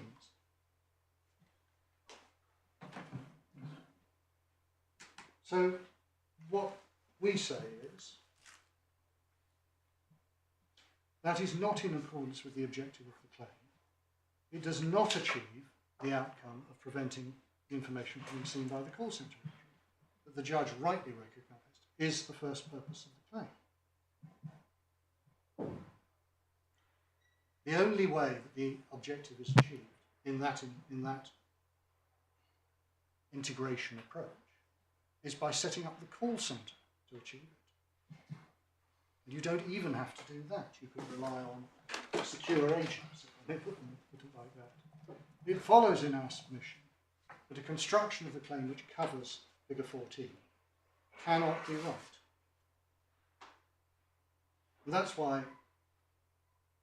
coming back to the questions I was asked earlier, we say, read in context, the words must be read as limited to the second embodiment described at the bottom of page 14, where the system identifies and removes the transaction information from the call signal received from the user and prevents its transmission to the switch as herein described, and is then transmitted to a third party for further processing. Mr. Silverleaf, in that passage, the word uses arrangement. Is there any importance in the difference between embodiment and arrangement, or is that synonymous? So, can you just point You were to- reading from page 14, line 39. No, I don't. I wouldn't. That's just synonymous. They're just synonymous. Right. And is there any significance we should attach to the use of the word preferred? Generally, patent specifications use the words preferred, more preferred, even more preferred. You usually find it in chemical specifications where they're focusing down on either particular structures or particular chemical processes with certain parameters, things like that. It's patent jargon, which in this context is relatively. My submission would be it doesn't carry much weight in this context. It would carry more weight if you had in an embodiment, in a preferred embodiment, even in a more preferred embodiment, in an even more preferred embodiment, in the most preferred embodiment. You would then see the progression to the target. We don't have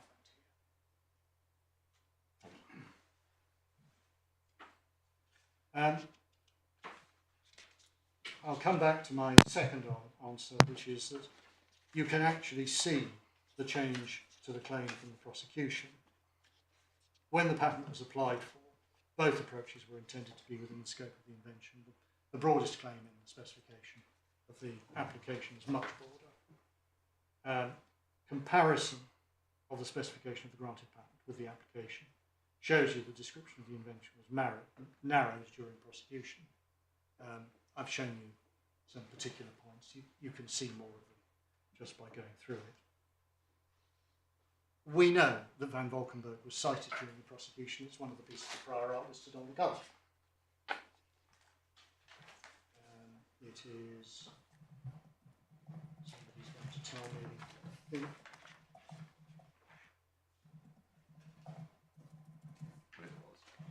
I think, it is cited. I just want to give the court the right reference.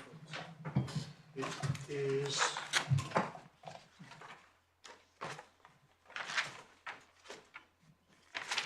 US 2004 897A1. It's the third one. If you go to the cover page of the specification, item 56, document cited, it's the third one. US 2004 01938978. It's one of the pieces of prior art cited in action, and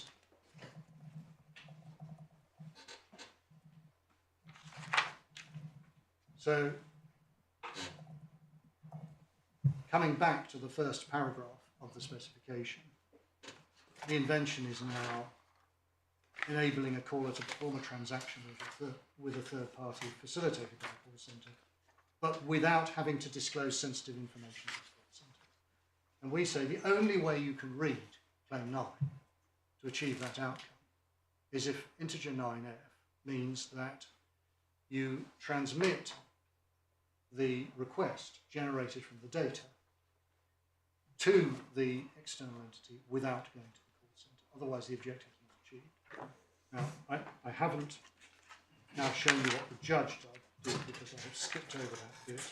Can I go back to what the judge has done? And we'll see that at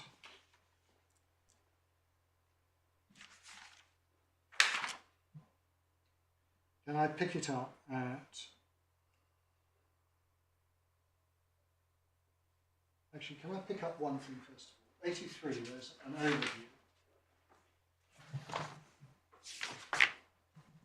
83 of the judgment, page 121 of the court. The judge quotes the overview, which we find towards the end of the patent specification.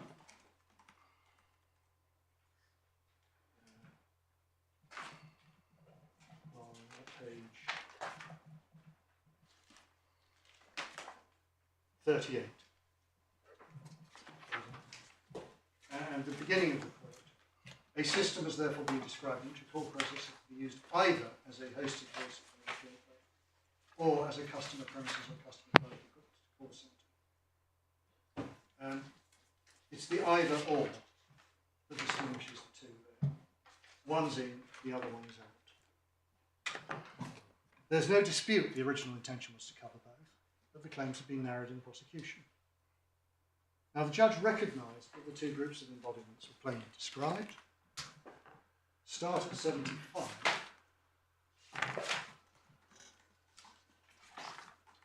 Where she says, in terms. Sorry, just before you leave the overview. Yes. I take the point you just made, I understand that. Can we just look at what is said at the end of the third paragraph of the overview? And it doesn't matter whether we look at it in the judge's quotation or in the original specification. But it's the one starting in one implementation. Yeah. We're told in the penultimate sentence, in the safe mode, the call processor effectively removes the DTMF channel, which is put as if it's a defined term, but it's not a defined term as far as I can see, from the call centre agent's experience. So that, you say, is within the claim, do you?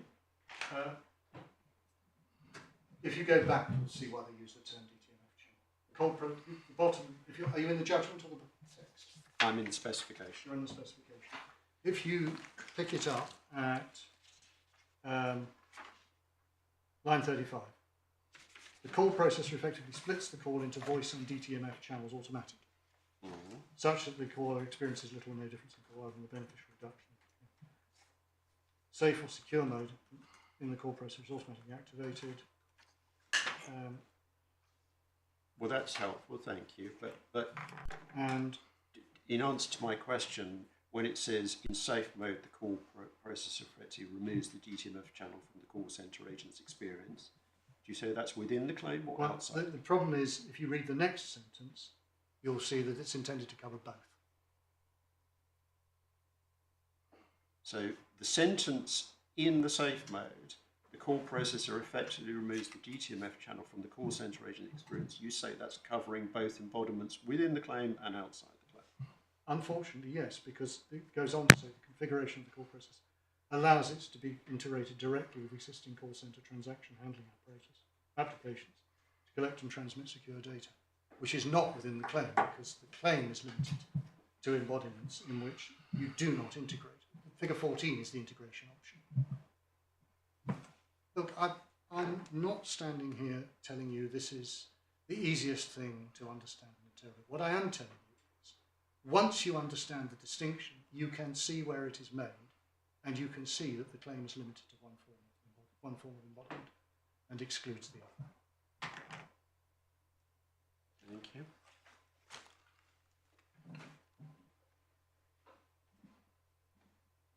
You're about to get me, Lord Justice Arnold, to the point where I eventually have to concede the proposition you originally put to me about the quality of the draft. I'm going to try very hard not to. Just before you leave the overview, line 25, Yes, or 24, there's an either or. yes. And the either is a hosted payment gateway. And that's what you say Claim 9 is. Yes. Is it? Claim 9 is designed to take the handling of the transaction information out of the call centre. So it's a hosted payment gateway which maintains a voice connection between the caller and the call centre operator. And That's the novelty. And we saw that hosted payment gateway has a little section of its own on page 8. Well, there are two. There's one on page 8, and after the description of figure 12 on page 20. Oh, sorry, no. Sorry, I've completely lost it in my notes. It's the description of figure 12, page 27. You get the descriptions of figures 11 and 12 on page 27, and then the explanation of how the hosted payment gateway. But in your skeleton argument, you said it wasn't a hosted payment gateway, and you placed great emphasis on the word effectively at page 35. Yeah, acts as. Sorry, there is a difference between the traditional hosted payment gateway, which just takes the payment function out. You can either do that, you could do that by outsourcing your entire requirement to Capita, for example, as referred to by the respondents, or you can have an IVR. You switch the call, the old mid-call transfer system. This gets you the benefit of a hosted payment gateway while maintaining the voice connection, because it takes the data transmission and processing for the payment away from the call centre, but doesn't stop the voice connection between the caller and the call centre. So it's a hybrid. And what the specification is telling you is you get the benefit of a hosted payment gateway without the burden. I may put it like that. Okay. So it's not a traditional hosted payment gateway. Back to the judgment. I'm sorry, I haven't quite finished the question. So it's my fault. Go back to page 8. 8, yes. Of the specification, which is where hosted payment gateway is introduced in the specification. That's just the first words, also provided. I thought you were placing emphasis earlier on the contrast between the application, which referred to aspects of the invention, and the language we see in the specification, which talks about also provided, which you say are things which have been left in the specification but not in the claims, and that's why they're no longer described as part of the invention. And indeed, if you look at the equivalent passage in the application, you will see that it did refer to another aspect of the invention at this point. And I just wondered why, if the figure 12 one, which you say is within the claim, is the hosted payment gateway, why the person drafting the specification has moved away from the language aspect of the invention to also provided, or whether all that tells us is we can't place any reliance on words like this. This text has not been altered from the specification, from the application. Supplementary bundle tab. Oh, sorry. I've just said something that is probably complete nonsense. I apologise. I thought it was page 7, line 39. You're probably right. I've just looked at the wrong document. I apologise.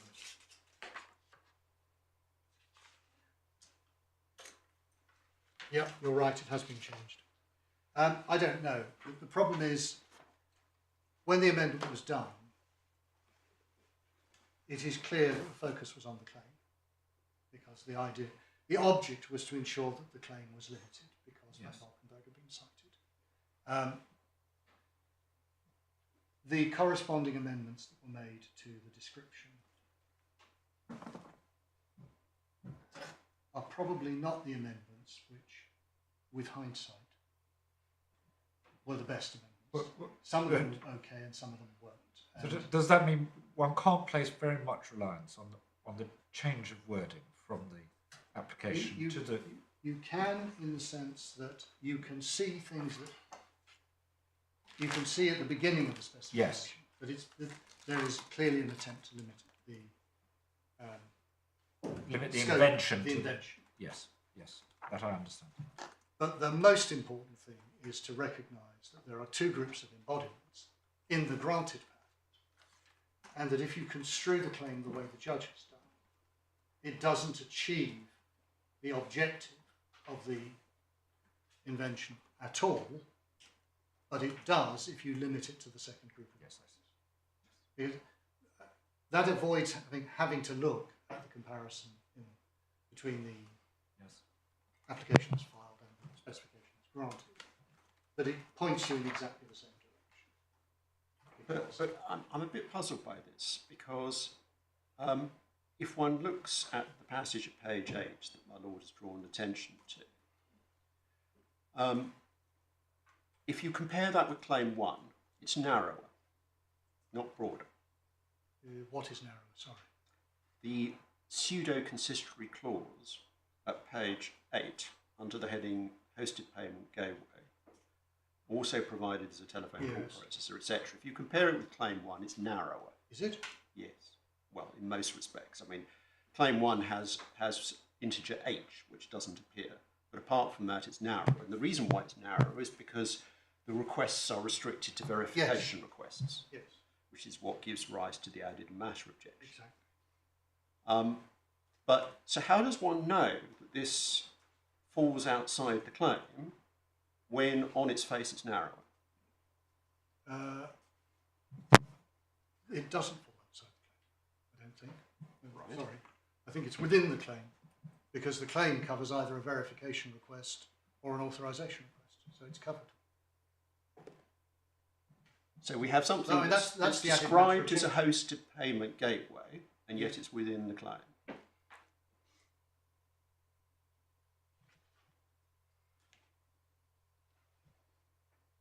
I mean, that's not necessarily inconsistent with your submission. What it does is to highlight this question of what is meant by the word effectively. Because your submission earlier was, well, it's actually operating in a different way to a hosted payment gateway. The problem is the term hosted payment gateway is not a matter of exact science. The prior art hosted payment gateway is a completely separate function. This is describing the same thing as the effective hosted payment gateway at page 27. 27.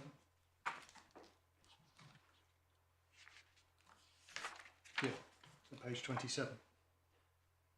Because you're maintaining the voice connection. So, although it's headed hosted, I mean, they're both headed hosted payment gateway. And what you put to me, it's not a very well written document. I'll just put it back to you. It isn't, but you can dig out of it. Fine. Let me put it to you like this. You can dig out of it a meaning and a result which makes sense, and you can dig out of it a meaning and a result which doesn't make sense. Yeah. We say you should take the one that makes sense. Understood. Thank you. Mr. Silverley, if you were about to embark on the section of the judgment which begins at paragraph 75, Yes. and I'm very conscious, first of all, that clock is wrong. That's half an hour behind the 45 minutes now. The true time is now 12:22. I'm going to have to... And no, it's not a criticism of you at all. I'm anxious that we need to make sure that you have a fair opportunity to make the submissions that you wish to make. Can I put it to you like this? I think the cross-examination to which I've been subjected this morning has brought out most of the issues, and I will be able to do the rest at a fairly high speed. Very well. Because I can see that all of you have in mind exactly the issues I'm going to point you to. Yes. I should just be able to point you and we'll be there. Thank you. So,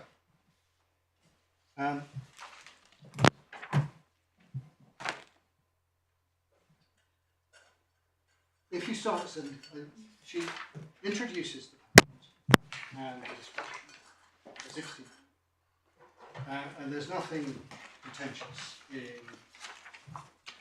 the way she introduces it up to page paragraph 7. Right. So she produces figures 2 and 5, figure 3b, and explains what's in it. As far as I'm aware, there's nothing critical there. And then she turns to the section at pages 13 to 15, which is really the paragraphs at the bottom of page 14 and page 15. An important distinction is drawn between an implementation which blocks the sensitive transaction information from reaching the call center in any format, and an implementation which converts the sensitive data to a format that may be processed by the call center but is not ordinarily readable by the call center.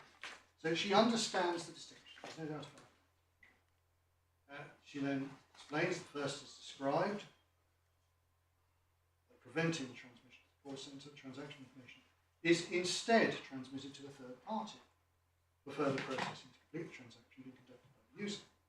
Third party may be a credit card company or bank. Examples: the removal of audible data signals such as DTMF and redirection to the third party. 14, I think that should be 15.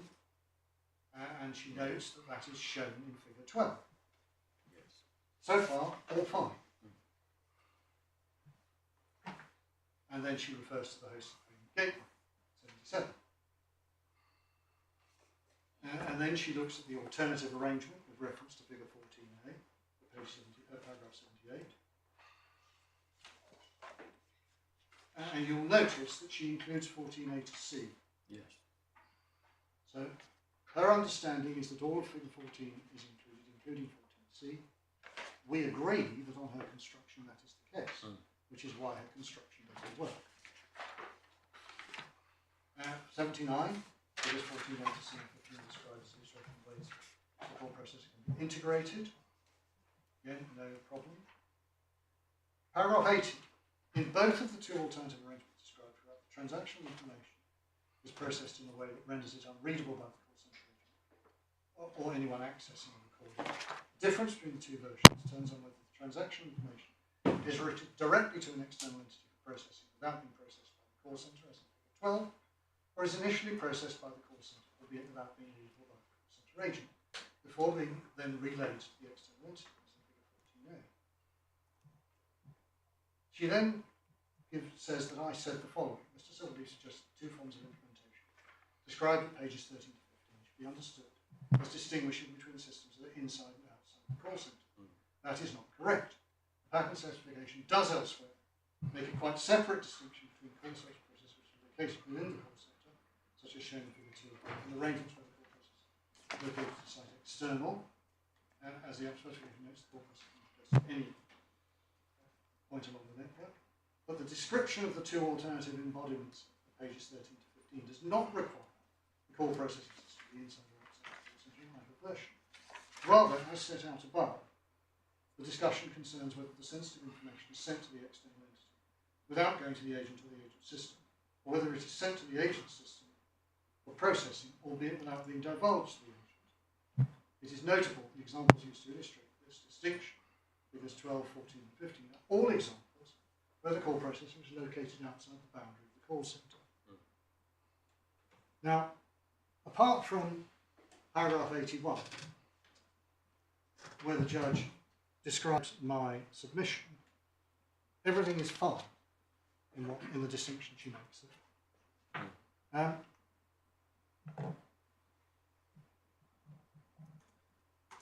With the greatest respect to the judge, that was not my submission. And what I'm going to try and do is be as fair as I can.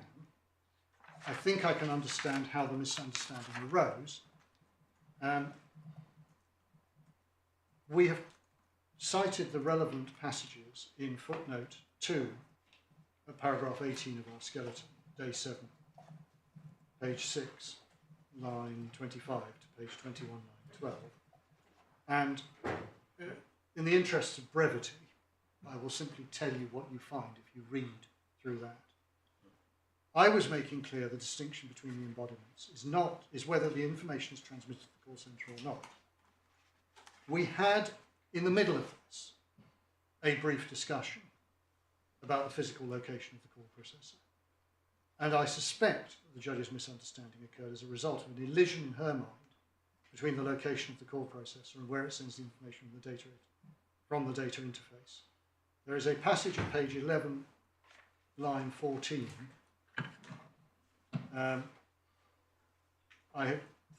Before which I had just explained that the text is directed to communication of information over networks, and the author is not primarily concerned with the physical location of the equipment. We then had a discussion about the various alternative setups that are described at page 12, and the discussion on pages 11 and 12 was about the three alternatives described on page 12 of the specification. On page 13, at lines 1 to 13 of the transcript, I explained there are only two setups. One where the equipment is integrated into the call center, and one where it is separate from and outside the call center's communication environment. And that is the distinction I was making to the judge. There are three described, but the third one is where the equipment is at the caller, which is equivalent to not being at the call center. The judge read back to me what I was saying at 13 line 21, 14 line 10, and looking at that passage on now, I think there was a miscommunication between the judge. I was making a functional distinction, the call processor being outside the call centre's communication environment, i.e. not integrated with the call centre systems. She was thinking of the call centre's physical environment. In my defence, all I can say is it didn't occur to me at the time. I've only managed to work it out by trying to find out in the transcript where the judge's description of my submission at 81 comes from. And I think this must be it. Can I add that the respondents correctly note in footnote 11 to their paragraph 22 that I did explain the distinction to the judge in opening. You'll find that in page 329 of the supplementary transcript of the opening day. That is the distinction we have always made, and is the one we make now. The transcript goes on. We discuss the embodiment described at the bottom of page 14, top of page 15 of the specification. At page 14, we moved on to the description of figures 11 to 13, lower down page 14 and over to page 16. We then went to the description of figure 18, which contains examples of both embodiments. I just pointed out there's an option in the description of figure 18 for transmission of data to the call centre, which is the alternative approach. I took the judge then to the alternative embodiment in figures 14 and 15, took her the description, starting at page 18 of the transcript about halfway down, and running over for the next page, making clear it was a different approach. I then took her to that embodiment on page 14 of the specification, which is what I've already shown you, to explain those are the same thing, finishing at page 19, lines 12 to 14, by making to her the point I have made to you, that pages 14 and 15 of the specification show the two alternatives set out in successive paragraphs.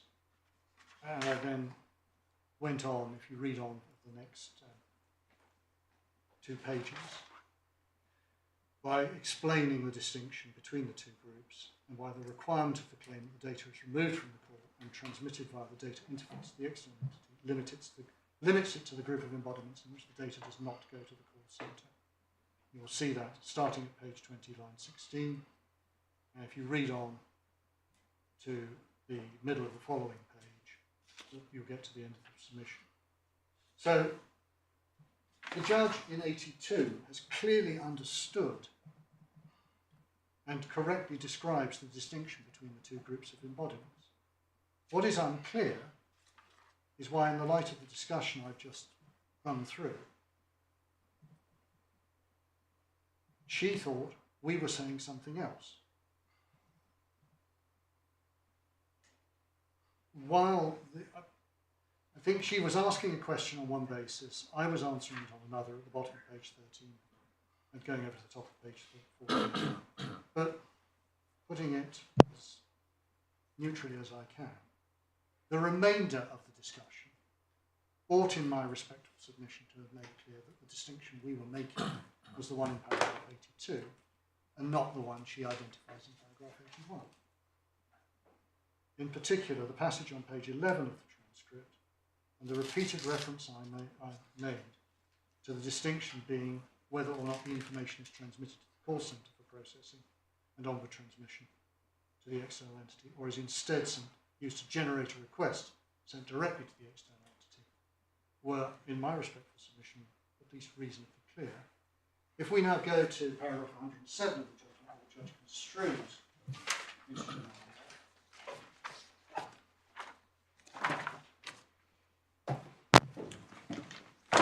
The first thing to note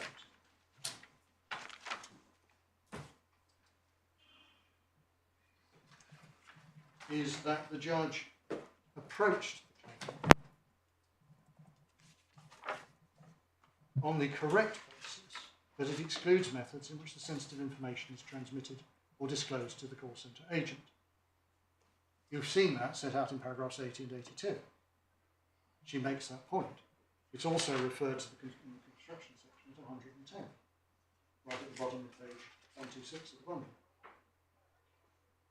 where she's referring to figure 14 and noting that the sensitive data are processed within the call centre but not accessible to the agent. But of course, she's missed the fact that in figure 14C, that is not correct.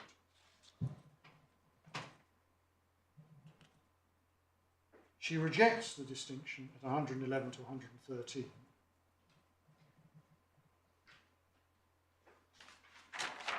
on the basis that it is a distinction based on the physical location of the call process.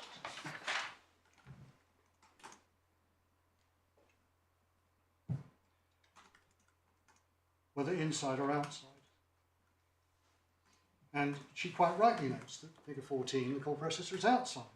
That cannot be the difference. It isn't. We do not and never have said that it is. And we can see from 112 that the distinction the judge is making must relate to physical location, because she says we exclude the embodiments shown in figures 2 and 5. We do not. They show arrangements in which the call processor is physically at the call centre but functionally isolated from it. We are within the claim on our construction, as I explained to the judge in April. The respondents have picked up the point and run with it in their submissions. They're wrong for the same reason as the judge. Yeah, Mr. Silverleaf, I can understand why you show us the transcript below, and I can understand why you wish to submit that the judge misunderstood your submission. Ultimately, as it seems to me at least, the question for this court is what is the correct answer? And so particularly, I would be particularly benefited by your positive submissions about what the correct approach is. And if I've understood it correctly, you're saying that there is a distinction, but it's a functional distinction, not a physical premises distinction. Yes. The functional distinction is whether the sensitive transaction information is sent to the call centre for processing and then on to the external entity, or whether, as we say, a combination of integers 9d and f in particular requires it is stopped by the call processor, processed into a request by the call processor, and sent by the call processor to the external entity, not to the call centre. That's the functional distinction. And do you say that but for that feature, there would actually be nothing new here? Exactly, but for that feature, figure 14 would be included, and the claim would fail to achieve its objective of stopping the data getting to the call centre operator.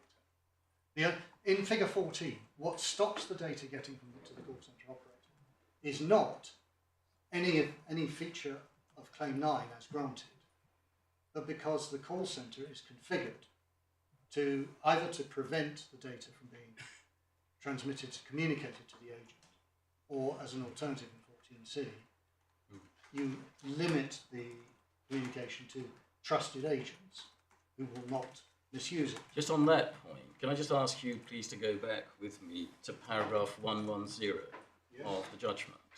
Because I think you made this point, but just for my note I want to make clear I've got it right.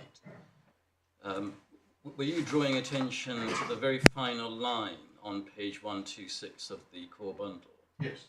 The words in brackets, albeit that they are not accessible to the agent. Yes. You say that the judge has clearly fallen into error there. If one looks at, for example, figure 14C, that just wouldn't be true. Yeah, that's right. Right. She has assumed figure 14C doesn't, that all of figures 14 don't communicate the information to the agent. Right. As I have shown you, in relation to figure 14C, that is not necessarily correct. But the bigger problem, which is illuminated by figure 14C, is that in that arrangement, the reason the agent doesn't get the information is not because of any feature of the claim as granted, but because the call centre is configured to stop the agent seeing it. And originally, that was within the scope of what the inventors thought they had created. When Van Valkenburg was cited during prosecution, they realised Van Valkenburg had got there first. So they had to take that out.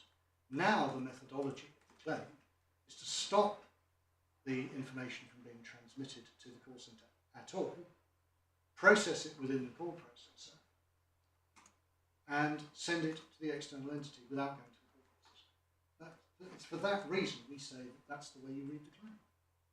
because that's the functionality that achieves the objective. And the judge has got the objective right, at least the primary objective of stopping the agent getting it. The additional benefit of this approach is that it takes PCI DSS compliance out of the call centre. All you have to do is say, we never have the information, and you tick the box. Whereas if the information goes to the call centre, you then have to go through all the steps that we saw in paragraph 53 and 54 of the judgment, of showing that you've secured it, you've encrypted it, you don't record it, and all the rest of it. That's all done for you by the call processor in this alternative embodiment. So it's double bubble. Put it like that. Sorry, Double bubble. You get two benefits. You get the primary benefit, which is the agent doesn't get to see it, and you get the secondary, and actually a very important benefit, that the call centre's compliance requirements are hugely reduced. So is that effectively your ground one? that is ground one. Now I need to deal with validity over Van Valkenburg and Schaffer, which I'm pretty sure I can do. You've got about 20 minutes before. It's not very Before you get on to that, can I ask you this question? In your skeleton argument, you don't take issue with the judge's formulation of the inventive concept of Claim 9, which he sets out in paragraph 1, 2, 3. I should have done, I'm sorry. You accept that's inconsistent with your claim construction. The one at 117, which is our formulation, encapsulates the invention. She has taken out, I am sorry, I should have noticed and raised that the judge's reformulation of the inventive concept, of course, accords with her construction.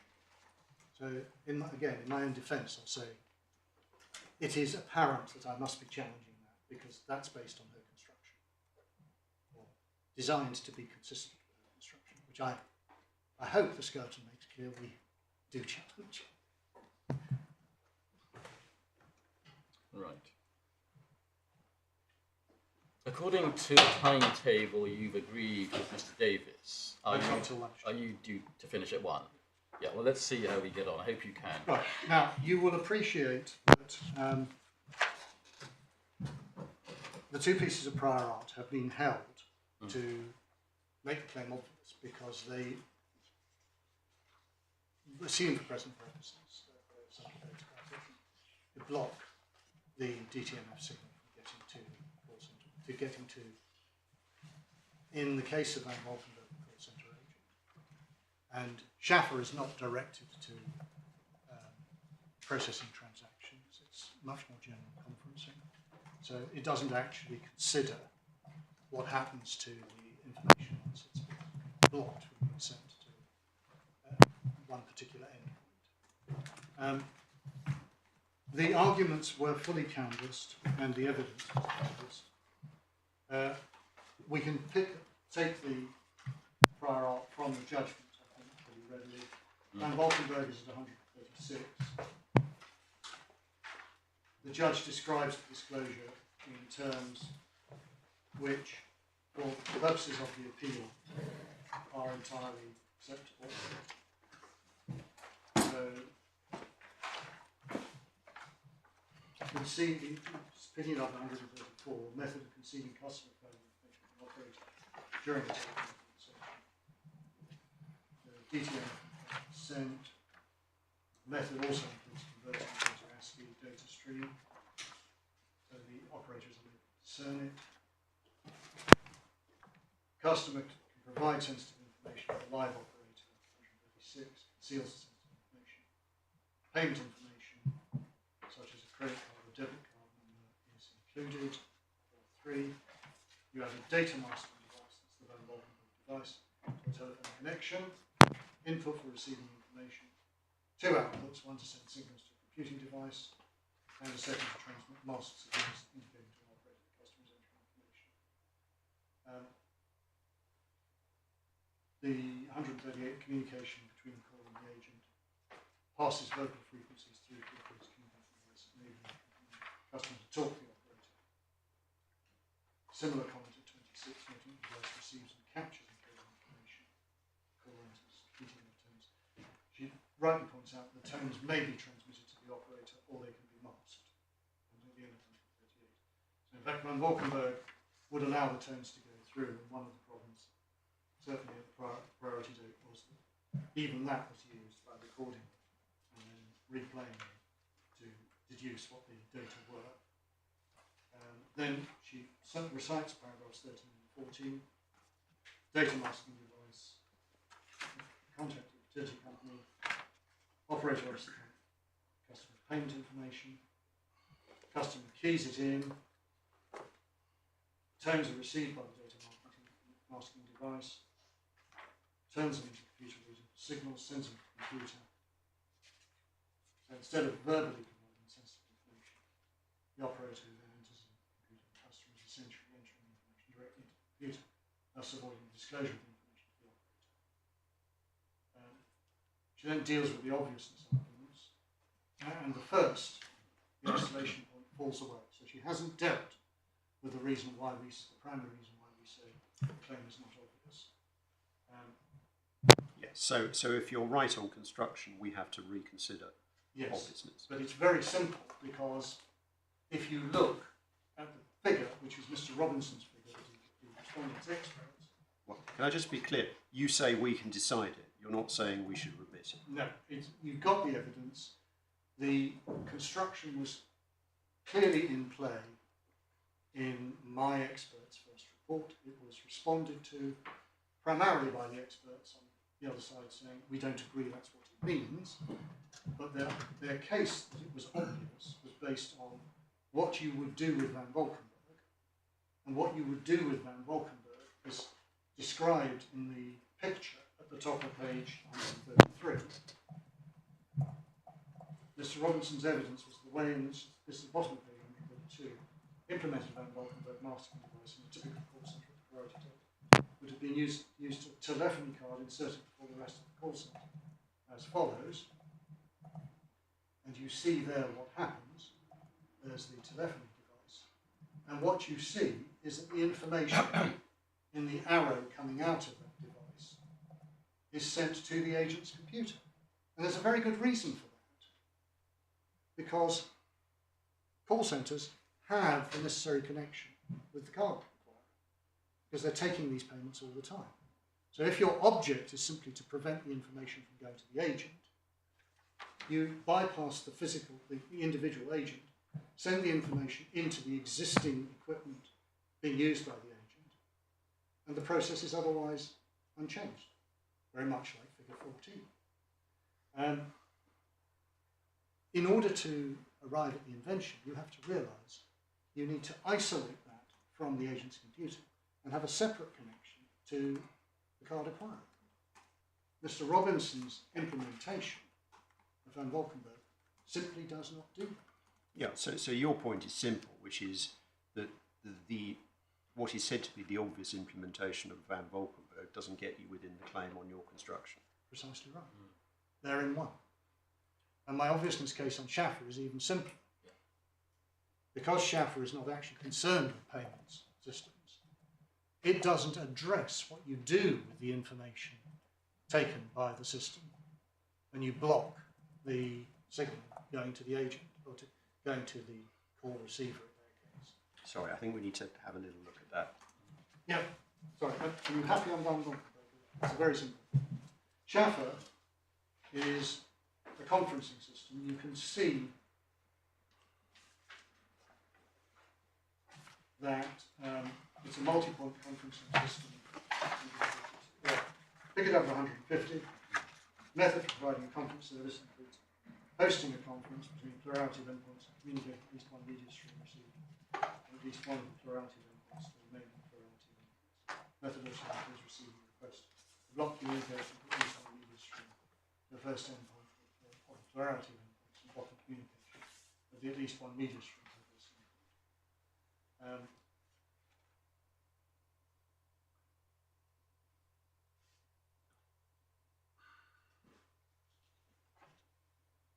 You'll see what she says in 151 about the relevance of Schaffer. There's no dispute that it's not directed to payment systems and doesn't teach any discussion of the application of teaching financial transactions. There was a lively dispute at the trial about whether it actually blocks DTMF while allowing voice through. For the purposes of the appeal, we accept that because you then find yourself in exactly the same position, certainly no better position than you are with Van Valkenburg, because you've got no teaching as to what to do once you block the DTMF. And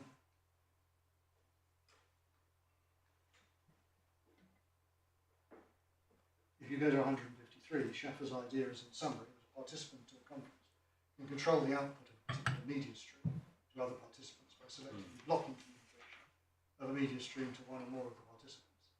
That enables callers, for example, to prevent an agent from hearing confidential information when it is transmitted audibly to an IVR stream. IVR system, I'm pausing there. That means you've got to block everything. Because if you're speaking to the IVR, if the agent can hear you, can hear what you're saying. So that clearly is blocking everything. It's illustrated in figure 2, which is why we have the argument below. The specification of Mr. Robinson's annotations. And you'll see the blocking is at 81B. So you've got the endpoint, which we'll treat as the customer at the bottom right, the endpoint, which is the IVR to the left, and the endpoint at the top, which is the agent. But reading this onto a full set payment system. The output connection 81B, she said, that RAM connection 81B is 1.4. Paragraph 1.4 to endpoint 71 can therefore be turned on and off by the conference unit. As shown in the figure, it is open.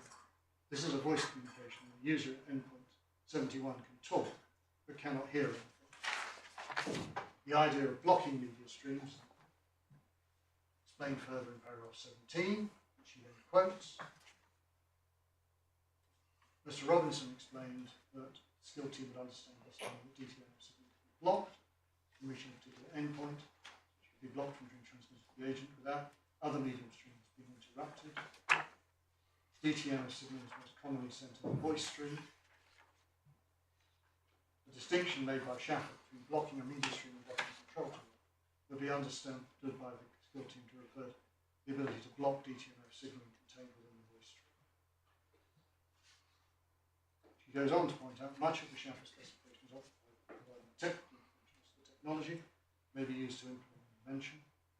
Various examples are given. And she quotes the end of 35, disabling the inbound DTMF and one or more endpoints, providing better security. Mr. Robinson explained that disabling inbound DTMF means in technical terms the suppression of the audio frequency of the DTMF signaling when sent to the voice stream, which is banned, and therefore they refer to the blocking of DTMF signaling sent inbound to the voice stream. 41 and 42, which are a practical application of the system, fall to a plan, and you can then mute the output to the agent, speak your password securely, enter a data string to restore the audio communication. This enables the caller to include the agent in an IVR session when the caller needs help, while allowing the caller to convey and receive information to and from the IVR system. Most of the claims of Schaffer refer to the communication blocking media streams to different endpoints. Claims 42 to 45 refer to blocking of signalling, and then at 16, we'll assume that for present purposes, we have a large argument about it at the trial. As with Van Valkenburg, Mr. Silver's first objection to obviousness of Schaffer is based on the absence of the isolation figure, not an issue. Then she deals with my argument that it doesn't suggest blocking of DTMF while transmitting voice, and she finds against me on that. And on the basis of Mr. Robinson's evidence, including the availability of DTMF blocking systems at 163, obvious ways of implementing the disclosure of Schaffer,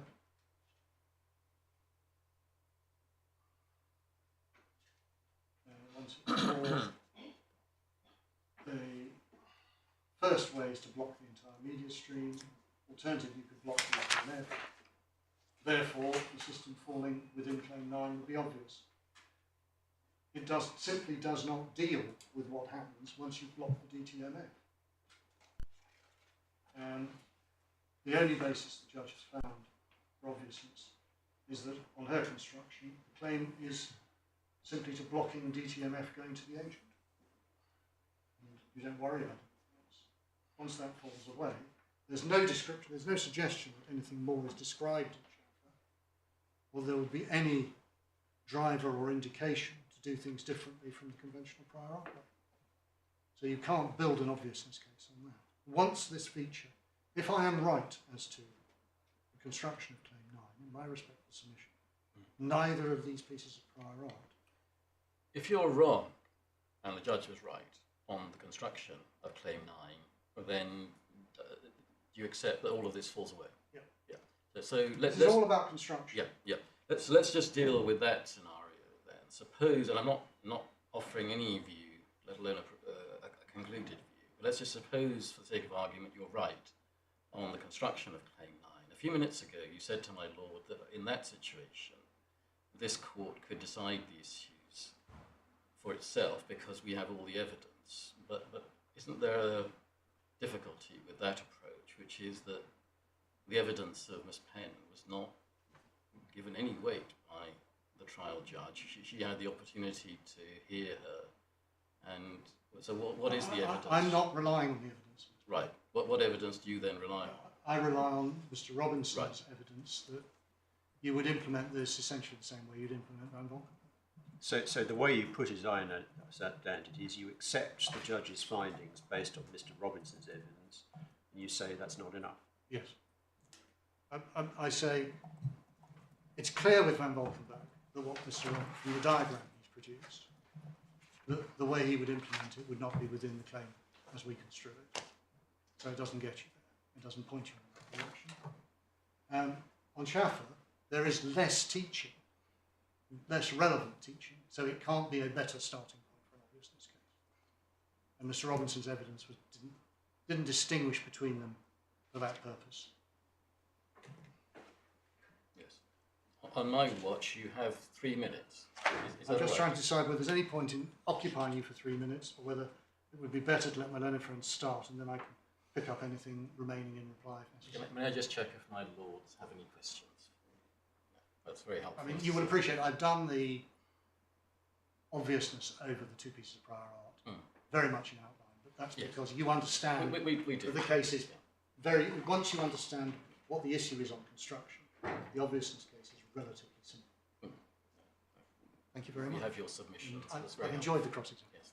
Yes. Mr. Davis, Quite do fun you being want to tested. start now or just before 2 o'clock? There is perhaps one thing I can usefully say in 2 minutes, and hopefully not have too much that might be useful.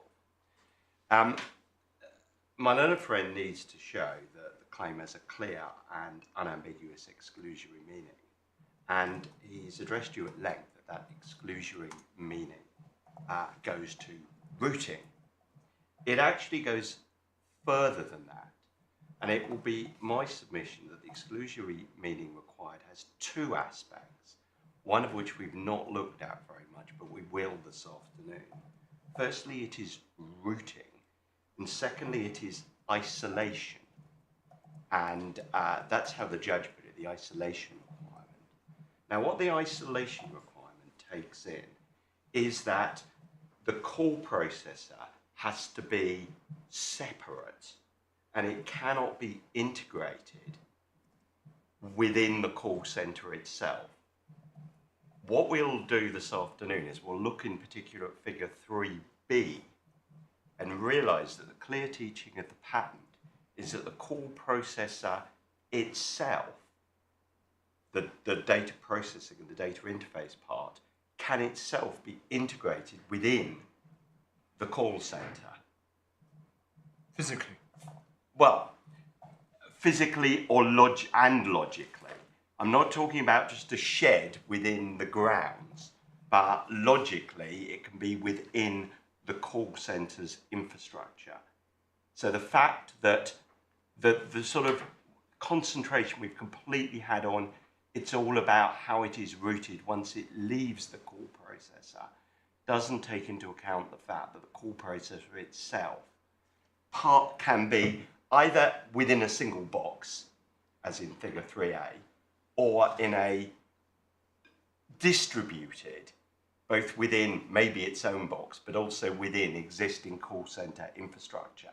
And I think that's where all the debate started about, well, is it physical, is it mental, is it within a, does it have a firewall or whatever? The spec, as we'll see this afternoon, makes clear, 3B, it can be integrated in this distributed fashion. And that really sort of reduces the relevance. I still obviously rely on figure 14, but it's not just only about whether figure 14 is in or out. It's about, can the call processor itself be integrated solely without, or can it be on some existing infrastructure? So I think that's all I can usefully flag up in 2 minutes. That's very helpful, Mr. Davis. We look forward to hearing you further at 2 o'clock. Obliged.